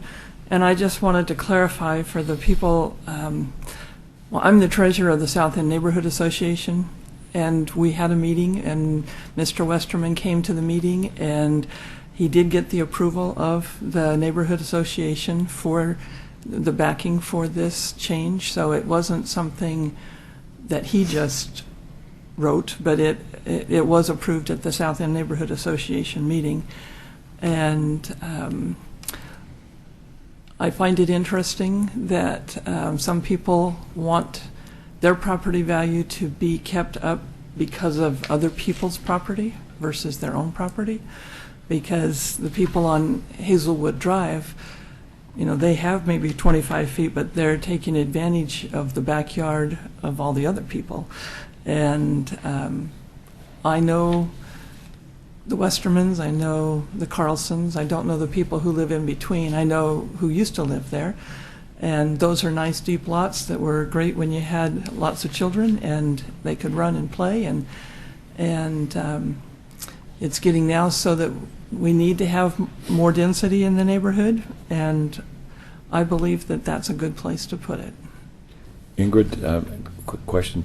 When they met with the neighborhood association, you approved them doing a development there, or you approved R6 as opposed to R8 or anything? Was there a discussion on the size of the lots that you had at your neighborhood Yeah, meeting? I don't remember. I know that they said that they wanted to subdivide their property and make it so that houses could be built. And so I don't remember the details. I have to have the secretary look back in the minutes. So when you approved it, it wasn't necessarily that you can remember if it was approved. I don't just remember as if it was subdivision. R6 or R8, but Okay. I know that it was an overwhelming majority of the people that were there that said, oh yeah, that makes sense, go for it. Can I ask about how many people were at the meeting? We probably had about 35. 35? Okay, thanks. There was a sign-in sheet attached, and I think there was 10 on one and 7 on the other. Or more than... But that's what was attached. That was looks like 17 people were there. Because I know we offered food, so they came that time. We had a barbecue, and so more people came than usual. Was there a vote? Yes. And what was the vote? Was it like 5-3 or No, it was 4-7 or? It was the majority of. I mean, I don't think there was anybody in opposition that was at that meeting. Okay. I think they were all in favor. No, it was for. Well, they couldn't be for a subdivision. There was no subdivision application being considered. But we don't know if it was for R6s that they approved or That, no, I was just trying to figure out whether there was a, if there were 34 people there, did 34 people vote in favor? Because according to the notes, it didn't say that. The notes say.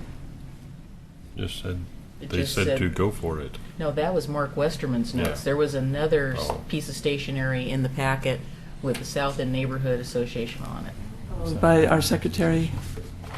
I have maps up, so I'm not in that. I'm looking.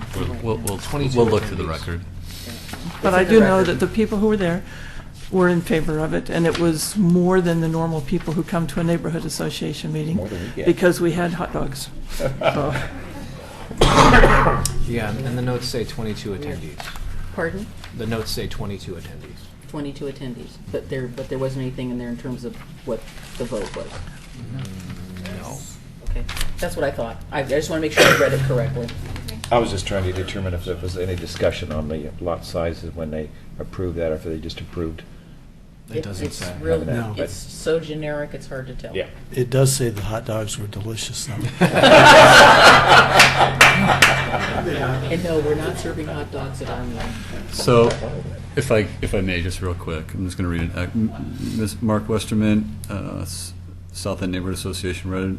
These are the South End Neighborhood Association minutes. Informed attendance of his application to the city for a zone change to allow multiple single-family housing on his Woodlawn property. Those present supported his effort. So there was not a specific vote tally. And then Mr. Westerman wrote up notes from the meeting. According to his notes, presented our intention to seek rezoning and development of our property on Woodlawn. Questions were asked: what does R6 and R8 mean? Why do you need to rezone? What would the redevelopment entail? Will these be single-family homes? How many homes would you be adding? Would the road just dead end? Where will the road eventually go? After answering the questions, the tendencies encouraged us to, quote, go for it, unquote, prepared by Mark Westerman. So that's what we have in the record. Thank you, Yeah. Tony. Yeah, there were lots of questions, but there weren't any answers in the notes. I know. Last speaker we have signed up right now is Mr. Chemnitzer.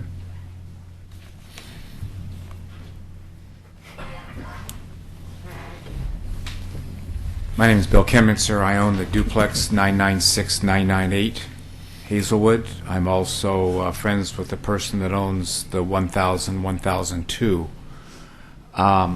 Since I'm kind of new at this, so I have a question first, if I may ask one. Go ahead. Mr. Westerman, if 1019 and 1033 do not at this time decide to develop, explain to me the road concept. I mean, does he, if 1009 can develop and get a permit and build, does the road have to go through either to Woodlawn or Warner Parrott, or does Clearbrook just extend X number of feet to accommodate the house? So as each property comes in, they'll have to do a plan, we call it a shadow plat, to show how the road connection will occur throughout that whole area. And that shadow plat has to comply with our standards. So for example, we have a standard for maximum block length. So from Pin Oak to Warner Parrott, that length of Clearbrook would exceed 1,300 feet. And we have a standard that says blocks can only be 530 feet length as a maximum, so that's where we know that another street connection to Woodlawn would have to occur in there. So it's just a preliminary plan to show how that road connection would be. Now, if you build a property in the middle of that road connection and you don't really have a way to get to that road because your neighbors north and south of you haven't developed yet, you would still build your road connection or provide the city money to build a road connection as if you had access, but you would temporarily gain access from other locations. We've done things like this up in Park Place area, where we have a plan for how the area will develop, but if you're coming in first and you're sort of in the middle, you would still build your street section through the middle of your property, but you may not be able to access it until the property's north or south if you build. I know the owner of 994 was talking about his setback. The setback on 996 and 998 and 1000 and 1002 is under 10 feet from the property line to the back of the house. I mean, there's nothing there. There's not even a backyard. So if we continue, if you have a road that is going to go down through the church property or 325 and come in with Warner Parrott,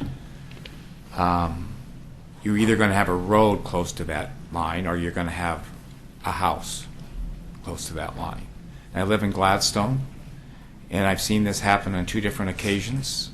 And what they end up doing is putting in, they're not Brookstone row houses, but because they don't have a contiguous or common wall, but they have 6. I don't know. I guess if we're in a hearing, I better be careful what I say in terms of accuracy. But I don't know the distance, but they are very, very close, where you could read the person's paper the next morning, looking out your window. And they're 3 stories, single car garage, first floor, second floor, jammed right together. 3 of them right there on Webster are there. So my concern would be is the road, if it goes to Warner Parrott, I'm either going to have a road right next to the property line or close to it, or either I'm going to have 3-story houses, my guess is, or something of at least a 2-story house. In my experience with some of my developer friends, who I will go see in the next day or 2 and get some opinions from them, is they're going to maximize the possible square footage they can. They're going to get the greatest bang for the buck that they possibly can in this economy and the way things are. And I just, my gut feeling right now is I mean, my daughter and son-in-law live on one side, and they won't be there forever.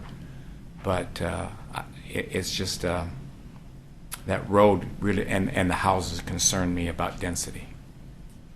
So I'm not necessarily opposed to change, but I just think that R8 at a minimum needs to be maintained.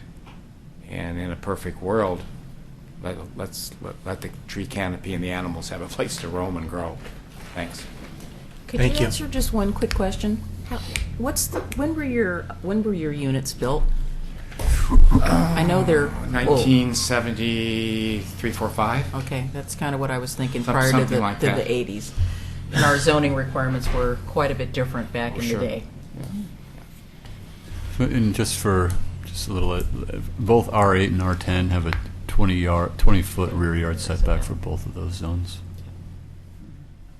And R6 has? 20. They both have the same rear yard setback. You said R8 and R10. Oh, sorry, going the wrong way. R8 and R6 have a 20-foot rear yard and a 20 in the front? front yard is 10. 10 on the R6. And then they all have, all 3 of the low-density residential comprehensive plan zoning designations have a height requirement of 35 feet or 2.5 stories. And Well, a height maximum, not a requirement. Maximum. Yeah. So if somebody needed a single-level home, they could build a single-level home. They would, ranch, yeah, correct. okay. R8, the front yard is 15 rather than 10. Right. That is Anybody all else? of the requests that I have for folks to speak. Okay. Do we? You have somebody with a hand Can I up. say something else real quick? Come on up. That's my concern. Come on up. We'd love to hear you. We would. Yes. You- No, you- wait. You gotta need- be on the record. need You have to come and stand sit down and again. Get to Sorry. the microphone. I'm Richard Weinmiller. Here's my concern about this whole deal. Builders are going to maximize the square footage to maximize the dollars. I understand that. I'm in the lumber business.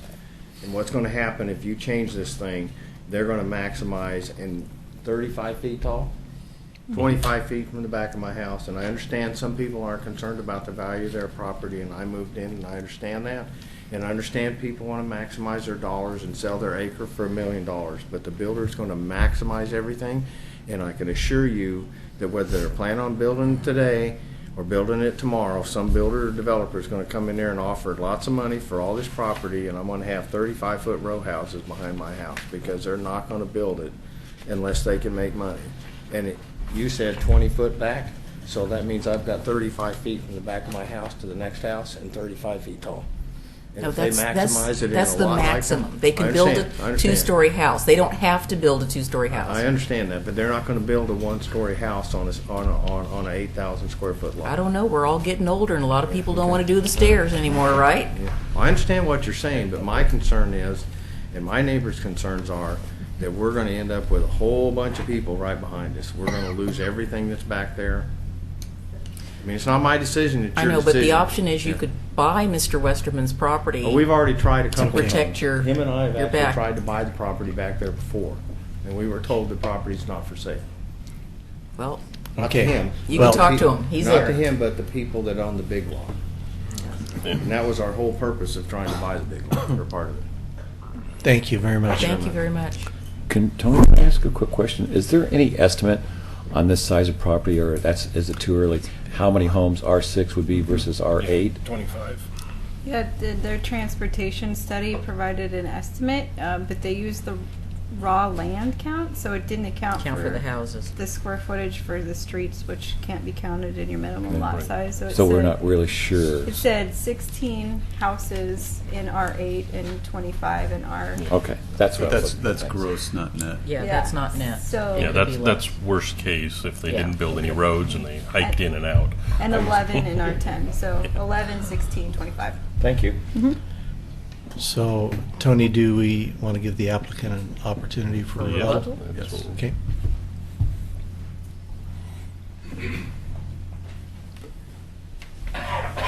Mark Westerman again. I'm not sure, after all that, where to go. From my understanding in talking to the planning people is that a road has to come out on Woodlawn if it goes as far as 10,033. It was required from what I understood. So even if a road did go to Warner Parrott, which isn't the church or whatever property owner, I think that's the church there, has never shown any interest in a road or anything going through there. A road does have to come out on Woodlawn on 10,033. So when when the traffic analysis was done, it was kind of like there was going to be some kind of a cul-de-sac with a road going to Woodlawn off of it on 1033. That was the idea. And R6 was allowing for that to happen. You couldn't get enough of lots, R8 lots, on that one side to be able to allow for that to happen. So that's kind of how we looked at that. Well, the road doesn't have to go straight. Pardon? The road does not have to be straight. Correct, yeah. And that's kind of what I was going to mention in 10,019, where he was talking about the outbuildings that were further back. In a kind of a shadow plat we were looking at about a year ago, the road actually curved back a little ways, so it took care of that problem. He has a much wider lot, so there's more property there, and it still fit the setbacks.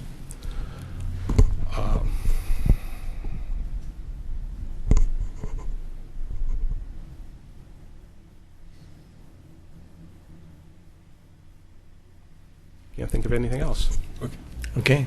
So I know we can't hold you to this, but are you understanding your neighbors' concerns about, I mean, you can only control what's on your lot, about minimizing the removal of trees? I mean, it'll make property more valuable the more trees you keep. And we don't have many oaks in Yeah, Oregon the City. back and, of my yard is all oaks. And they basically are this certain type of ecosystem. And They- bottom line, if you're going to develop our property at all, most of the oaks have to go. There's two of them that'll be right in the middle of the street, and the So others. do the best that you can, because Right. you've got neighbors who Yeah. have concerns about that. But basically, they're all in the middle of where a house would be or a street would be. And there's a few of them. I mean, there's 1, 2, 3. There's probably 4 or 5. And you did say earlier when you came up that you could be agreeable to R8s if that... Yes, like I was saying, it really doesn't affect me much. It affects more the people down the line. Okay. I have a question for Tony. Just eyeballing it, I mean, it seems to me like the reasonable connection for Clearbrook would be at King. That's roughly halfway down the distance. It's probably within a few feet of the 530.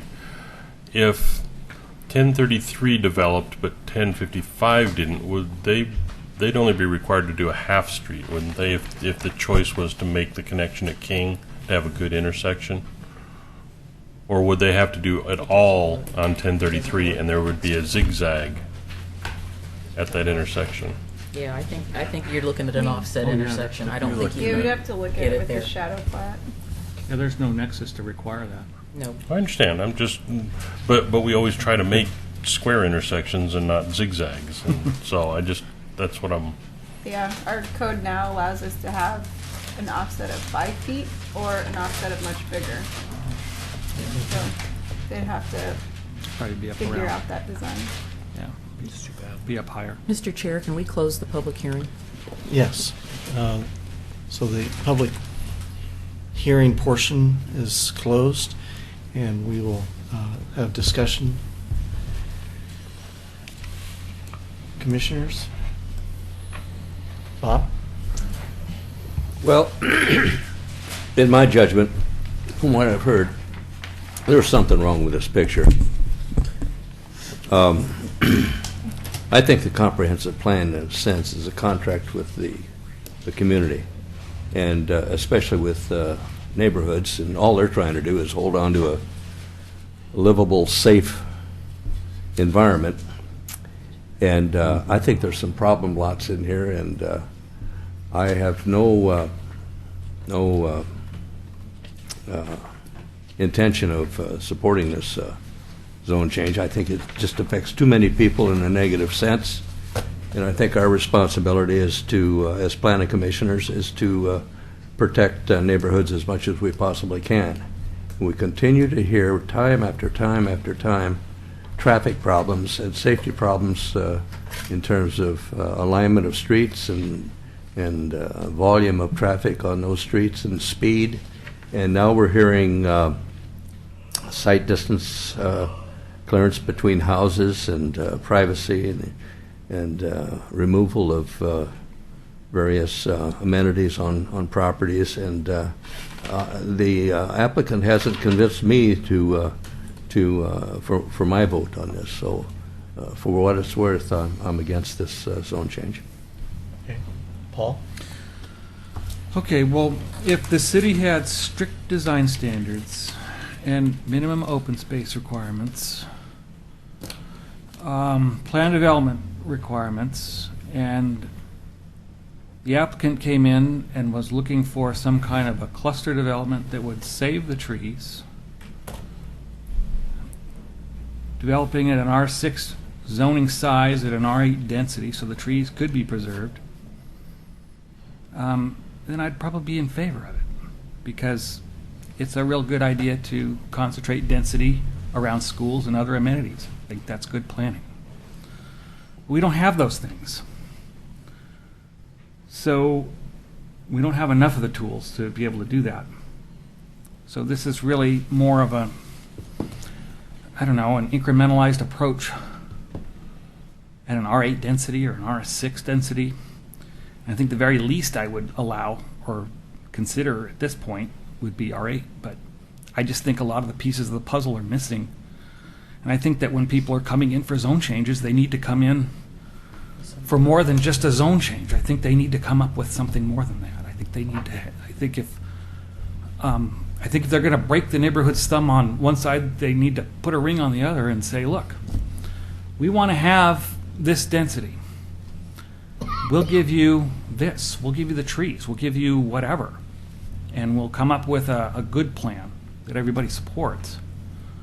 But I don't see that this evening. So unfortunately, again, at the very least, I would support R8. But I do so pretty tentatively. Zach? Well, Paul has all the good metaphors tonight, but Yeah, I'll say. I don't see an R6 really fitting this neighborhood. It's an old neighborhood. It's big lot sizes. It's part of why people like Oregon City, in my opinion. I kind of harbor a lot of Paul's opinions, and I could be supportive as a compromise in R8, but I think losing the trees is just really a sad thing. But the fact of the matter is we don't have a say in the trees right now, period. And if you subtract the trees from the equation, then I appreciate the efficiency of the lots and, being able to utilize some of the services that we have. That being said, it would be a tentative yes for an R8. Damon? Go to Denise. You want to go to Denise? Go to Damon. You can go to Damon. He's next. Damon's next. Oh, great. Well, as my typical job of being the curmudgeon, I don't care about trees. They grow back. Not big ones. It's my job to be this voice. And they're right next to King School, which is closed because there's not enough people to go to King School. So having more people present, i.e. children, could potentially reopen one of our core city schools. So from that aspect, I support increased density.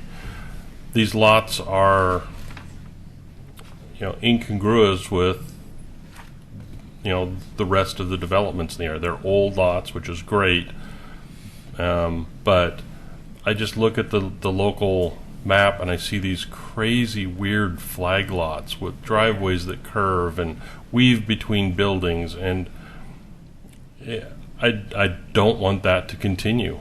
And just looking at the lots and playing, my thumb is this wide and this and that, I think R8 is very doable.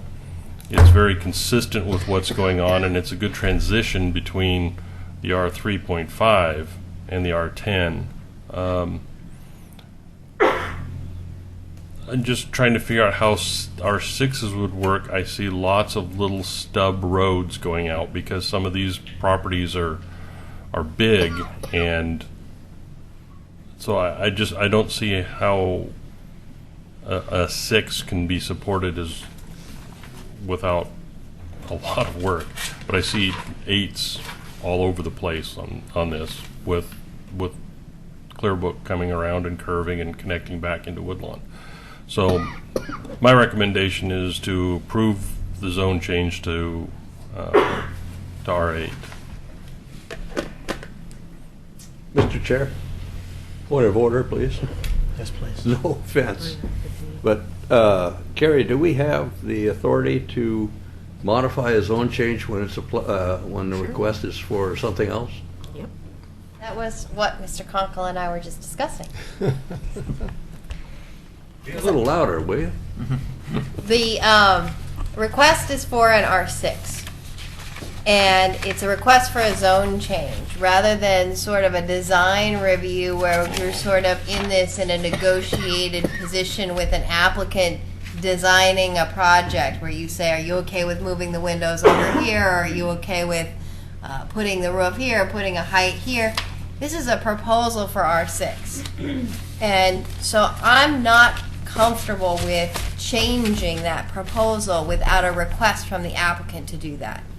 So I think my recommendation would be that if you do not feel that the comprehensive plan criteria are satisfied for R6, the recommendation needs to be a denial. Well, also makes it And then the applicant can revise their application and resubmit it. Thank you. And just for clarity, on a zone change, it's a type 4 application. If you deny it, it doesn't go to the city commission. The denial would need to be appealed by the applicant, and there's off the top of my head, 2000. 14 days. Yeah, they have 14 days to appeal the planning there's commission fees decision up to the city commission. Only an affirmative recommendation goes to the city commission for a final hearing. So a little bit of a different process. In the denial, you become final decision maker unless there's an appeal. But given this is, sorry, I didn't hear. Well, the applicant could request additional time. In any event, we don't have any findings right now. Exactly. So I think it would be helpful if you have anything else to add, and we're going to need to come back with findings in any event. Okay. Does that address your process question? Could the applicant, if we reopen it, could the applicant come back up and ask us to change it? No, we should Okay. renotice. Okay, all right. I'm just I'm looking for the middle ground here. Well, I appreciate that, and Yeah, I would like okay. to find the middle ground Right, too. okay, But we don't. all right. I don't think we have a lot of flexibility because we noticed it for R6. Excuse me for a second. I think within the Hold on. Wait. Hold on. Record's closed. Well, Right. what I believe is indicating is that there is within the application and within his testimony that there is no opposition to an R8. So he hasn't said, Well, if you're not going to that- give me a 6, give me an 8. But he's the also the said, request for zone change is specifically written as a R8, and R8? It was an or R6. R6. They But didn't- he said he didn't care either way. Right, but what Yeah. I'm saying is it's not written as an option. It's only written as an R6. Actually, the original application is written as with an R8 as a backup. But Yeah. then Laura And they went crossed- back and said, well, you got to kind of pick one or the other. So, I mean, You also have multiple property owners here. Right, and Yeah. he has to get permission Right. for everybody else. He said he didn't care. Tom?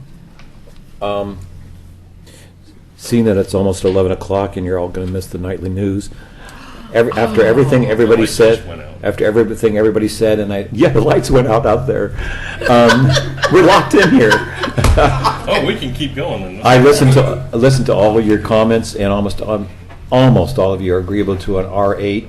So I would be inclined to say no to the R6 before the reasons given, and more inclined for an R8. That's it. Okay, I'll make it Denise? quick. I agree with. Just a second. Whoops. Just a second. Another thing that Mr. Conkle just suggested, we could, I think, continue this, and the applicant could amend their application and we could renotice it. The issue is the notice. Right. The issue is the owner consent. The issue is everybody knowing what the proposal is that's on the table. And we could then revise our staff report to make it R8. The problem with this from a planning perspective is the comprehensive plan policies that talk about the reasons for having a zone change. Is there a big difference in the comprehensive plan policies being satisfied or not satisfied between R6 and R8? And that's more of a policy question that you folks are in the hot seat to answer. Because this isn't just about, in my mind, some applicants being for it and some applicants being against it. It shouldn't matter whether there are 5 people that are opposed to it or 100 Right. people that are opposed to it. My perfect world, we would either continue this or deny it and come back to you having thought through what are the nuanced elements of the plan policies that are satisfied or not satisfied because of an R6 or an R8. They're Right. all a low-density residential determination. Right. And I probably don't need to tell you this, but if this land can't be upzoned, that is more density the city has to absorb somewhere else, in South End or somewhere else. So this, we're sort of kicking the can down the road and putting density on somebody else. And that may be okay, but it is what it is. Can I And ask you a need to question go of in you? with your eyes open, yeah. How can you say that that we're kicking the can down the road on the density when this really wasn't a part of consideration for the south end. Because the overall numbers, yeah. the city has to meet a certain number of housing units, right? The city has projected to grow by a certain number of populations, so we have to accommodate that by upzoning or expanding our urban growth boundary. And so we have to provide a certain number of units. I mean, that's what that substantial compliance discussion was regarding South End. So if we don't upzone inside our urban growth boundary, we have to upzone somewhere else. Right. You see, but that's what really kills me though about that, because that's you're not you're also out of balance with Title 13 requirements when you're looking at the zoning. And I agree with you. I know that we do need to make up the You zoning need to be density closer to your mic. in other. I thought I was talking loud enough. I thought that you do make up your zoning density in other places, but when you're looking at places, and maybe this doesn't even show up on the radar for Title 13, or Title 3, but maybe some of these areas you save and maybe make other areas more dense. I don't know. Policy questions that are beyond Yes. my pay grade. Yeah. All I'm saying is be cognizant of the planning implications for other zone changes Right. down the road. Well, I would just say, and I think we're kind of at a point where we either take a vote on whether we support or deny this proposal. I don't believe we have the option of modifying it to a different But you zoning. said we could do a continuance. Or we could continue it. He may want us to continue So it, and he can get back to we us have about that it. option. I think, and I understand, Carrie, what you were talking about, but based on the merits of this particular site, I think we can make a determination on whether R6 or R8 is an appropriate zoning for this site. And I'll just weigh in based on what everybody else has said. I thought Bob was on target, Paul was on target, Zach was on target. I'm not sure Damon was on target, but everybody else is on target here. And from my point of view, dropping an R6 at that location just doesn't fit. So I think the appropriate zoning there is an R8. I even question jumping across the street on Woodlawn and introducing an R6 into an area that's R10. That just doesn't make sense to We me. still have Denise's turn. Yeah, I'm just Yes. going to ask a quick question. Can you just nod, Mr. Westerman? If we continue this to allow you, would you be amenable to us continuing this as opposed to voting it down for you to go back to your neighbors to amend the application to R8? Would you be amenable to that? I've had a discussion with him. They are amenable to it. Okay. So, do we have a motion? Then I will move to continue, because the reason is that my comment is, I agree with everybody else, but I had specific findings that I was going to give you to say why we wouldn't be approving the R6, but I will hold that because I'm not supporting it either. Yeah, I And second have- the motion. And I have reasons, so continue to. Hold on. 2 weeks. Hold on. Can you We don't tell have a us what the motion. reasons are? Because I think that will help us draft a staff report regarding an R8. Well, I don't feel that it meets, let me go up to the staff report here. I don't believe that, well, let me just say that I found the written testimony very compelling. I thought that there were a lot of statements in the testimony, particularly from the Merricks and George and Teresa, because I'm not going to try to pronounce your last name either. And I also feel that it doesn't meet Goal 5, Goal 6. Hang on here, let me get, this thing is not cooperating. Doesn't work with me I know, either. these things, never mind. You're not seeing what we're doing up here, so if you see me sitting here going, it's because I can't get the thing to work. You got a little scroll, it just doesn't Yeah, want to work. it doesn't for us want to today. scroll. Charles. Sue, she said. Yeah, I can't, You're talking about goal 5 and 6 of our comprehensive plan. yes, of your staff report, you're saying how it's, sorry, I can't make this move. And your report was too long, I didn't copy it, I just read it. I think there were Goal 11, which talks about serve the health, safety, education, and welfare and recreational needs of all Oregon City through provisions of adequate facilities. Well, I think, public facilities, to me, I expand it to open space, and although there's sewers available, water lines are available and storms available. I think we need to look at, pedestrian, bike access, park provisions in here, because that's also a public facility, and I think that there's some issues there. And then it talks about providing developed or underdeveloped property where land use compatibility can be found relative to the environment, zoning, and comprehensive plan goals. I think that's a little fudgy there.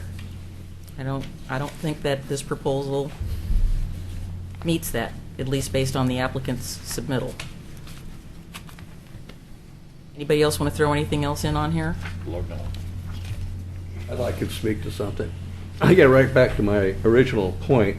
I don't like to see the planning commission negotiate on a quasi-judicial process. We're either for it or we're against it. We're not going to negotiate an application.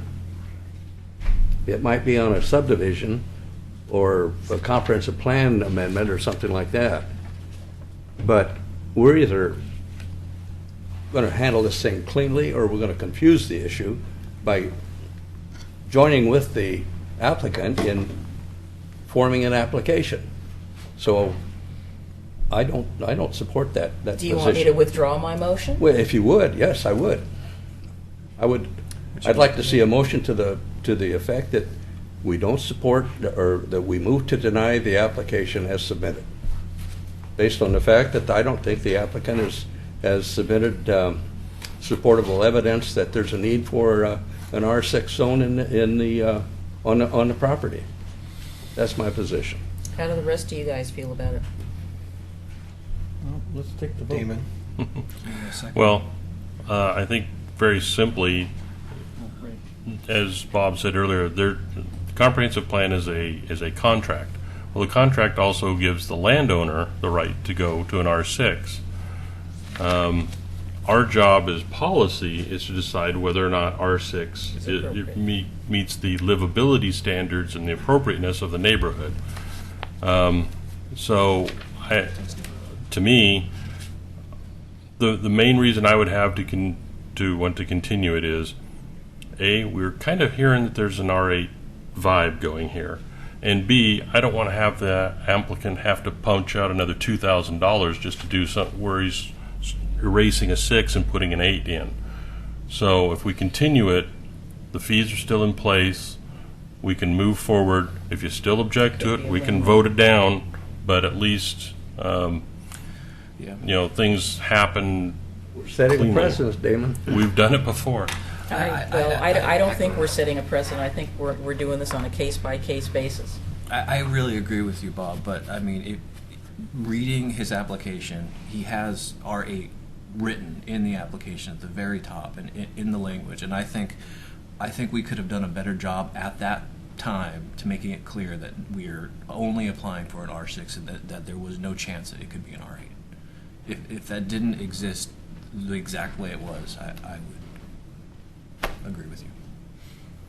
So are we back to your Well, Paul has motion? to withdraw his second. He didn't second. I didn't second. Who seconded it? Nobody. I did. There. Okay, well, no, my motion was to continue it, All right. and somebody seconded it. And I can withdraw it if the second wants to withdraw, and then we can start all over and you can do what you want. But I'm asking you, Well, we have a motion and a second. Do we have support for the motion? Well, that would be, we just vote for it. do the roll call, Tony. I would support the Call for a vote For continuance. for continuance. Do we have a date certain? It'd be nice to have a date certain. To the next meeting. Yeah, but it's full already. It's not going to take that long to do this. Denise, I don't think that's, Appropriate comment. It's not appropriate? well, I think there's been some developments tonight about the planning commission's position about comprehensive plan policies, and I think staff ought to weigh in about whether or not the next meeting is sufficient time to draft a staff report that has to be out a week before the hearing that responds to all these comprehensive plan policies in the way that is consistent with the planning commission's instructions. I agree. Yeah. Well, I was just assuming But we if could... you all think you can be ready and you want to go for it, by all means. If it was a continuance, I guess maybe what she was thinking is that we're just continuing it on to. No, It needs to be to a date certain, Yeah. so that the folks who are here know when to come. Well, here's maybe my thinking, because I'm tired. I was thinking that we would continue it, we would vote, and then come back with findings. But they have Later. They have to formulate the findings. But we wouldn't do that at the next regularly scheduled meeting. We'd do it subsequent, we'd approve or deny whatever. I think you need to look at how either the applicant who amends their application or the staff who reviews the application applies those plan policies to decide if they're met. Yeah, there would be no point in. Okay. well- Okay. So let me just throw out. Whatever works for you guys will If be we continue it to date certain. January 27th, essentially, I'm going to go talk with the property owner this week, and either they're going to amend their application or they're not. If they choose not to amend their application, we will bring it back on the 27th. You will have a preliminary vote on the R6 zoning request. We will bring it back in February with findings of fact that you will adopt, with whatever the result of that vote is, either positive or negative. That's reasonable to me, but I want to make sure that that's reasonable for staff, because And- that's what I was thinking. We could vote on it at the next meeting, and then the findings would come back later. Yep.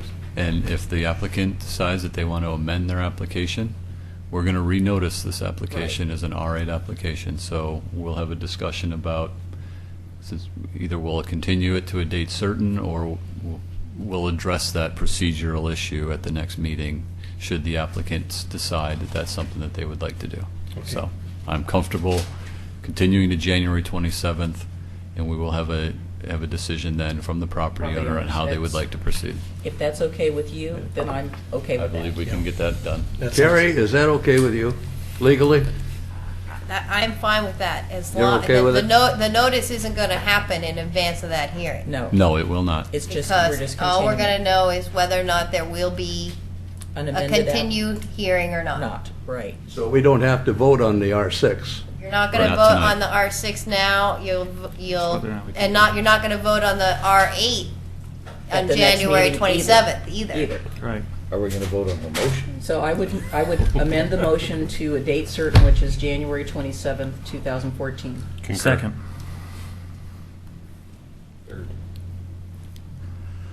Question? Just like it's I called for the question. Oh, thought you had a question. No, I do not have a question. Commissioner Guile, Yes. Commissioner Henkin. Yes, with a request that if there is any perceived ambiguity in the application, to just have them fill it out again. Understood. Commissioner Maybe. Aye. Commissioner Mahoney. No. Commissioner McGriff. Aye. Commissioner Espy. Aye. Chair Kidwell. Aye. Thank you. Change mine to aye instead of yes. You can say whatever you want. Okay. Thank you, everybody. Yes, and We appreciate your comments. Somebody turn on the lights out there. It's motion to I do. know. We still have more business, He's so. got to give us a bunch of dates for meetings. Tony?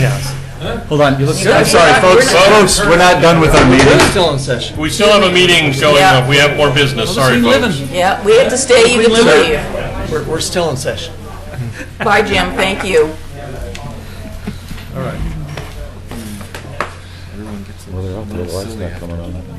It's a motion sensitive light. It should come on when they start moving around. I don't think it just. There's a lot of people moving out. They Okay. start coming on. Okay, I lied. Tony, do we have any? I'm just going to do some quick updates. So I apologize tonight.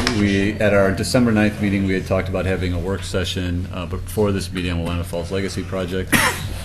That's a And- good thing we didn't do that. Yes, it is. So right now, we've scheduled that for February 10th, which is our first Planning Commission meeting in February from 6 o'clock to 7 o'clock. February. February 10th. We will have a City Commission work session on February 11th the next day, so we've kind of tried to consolidate the information that's being brought forward. Tentatively for Willamette Falls, we will then be submitting the land use on February 14th. We will have another Planning Commission work session on March 10th at 6 o'clock. So we have two work sessions lined up with Planning Commission on Willamette Falls. We're also going to have, You think an hour is enough? that's what we're going to work with. Okay, all right. Just questioning. We're also going to have upcoming work sessions. They are later in March for some code updates that we're proposing. And we'll also have some work sessions for the sign code coming up in the near future. Next meeting on January 27th, we do have another zone change request. And then in February, we have a conditional use permit coming before you as well. And I would like to remind you, for the Willamette Falls Legacy Project on Thursday, February 6th, up at the Keene headquarters, which is at 505 Northwest 13th Avenue, up in Portland from 5:30 to 8. We have a kind of a culmination thank you event that will be occurring from there. Most of you probably should have seen an email Yes. come through today with details of that. So it'd be great if you can attend and Sounds awesome. come be part of the activities. Do you know if there's any available parking in that area of Northwest 13th? There's parking if you can find it. If you can find it, okay. You'd be wise to either Meaning no. find out who else is going, carpool in, or park further away and walk in. Because it's one of those, Keene's building is one of those with a loading dock, and there's no parking in front of it. Yeah. Yeah, you walk in. So with that, in the hour of the night, that's all. Being what it is. Being what it Okay. is. It's time to go to Jack in the Let's be Box and get adjourned. a late night movie. Thank you. Thank you, guys. Thank you, staff.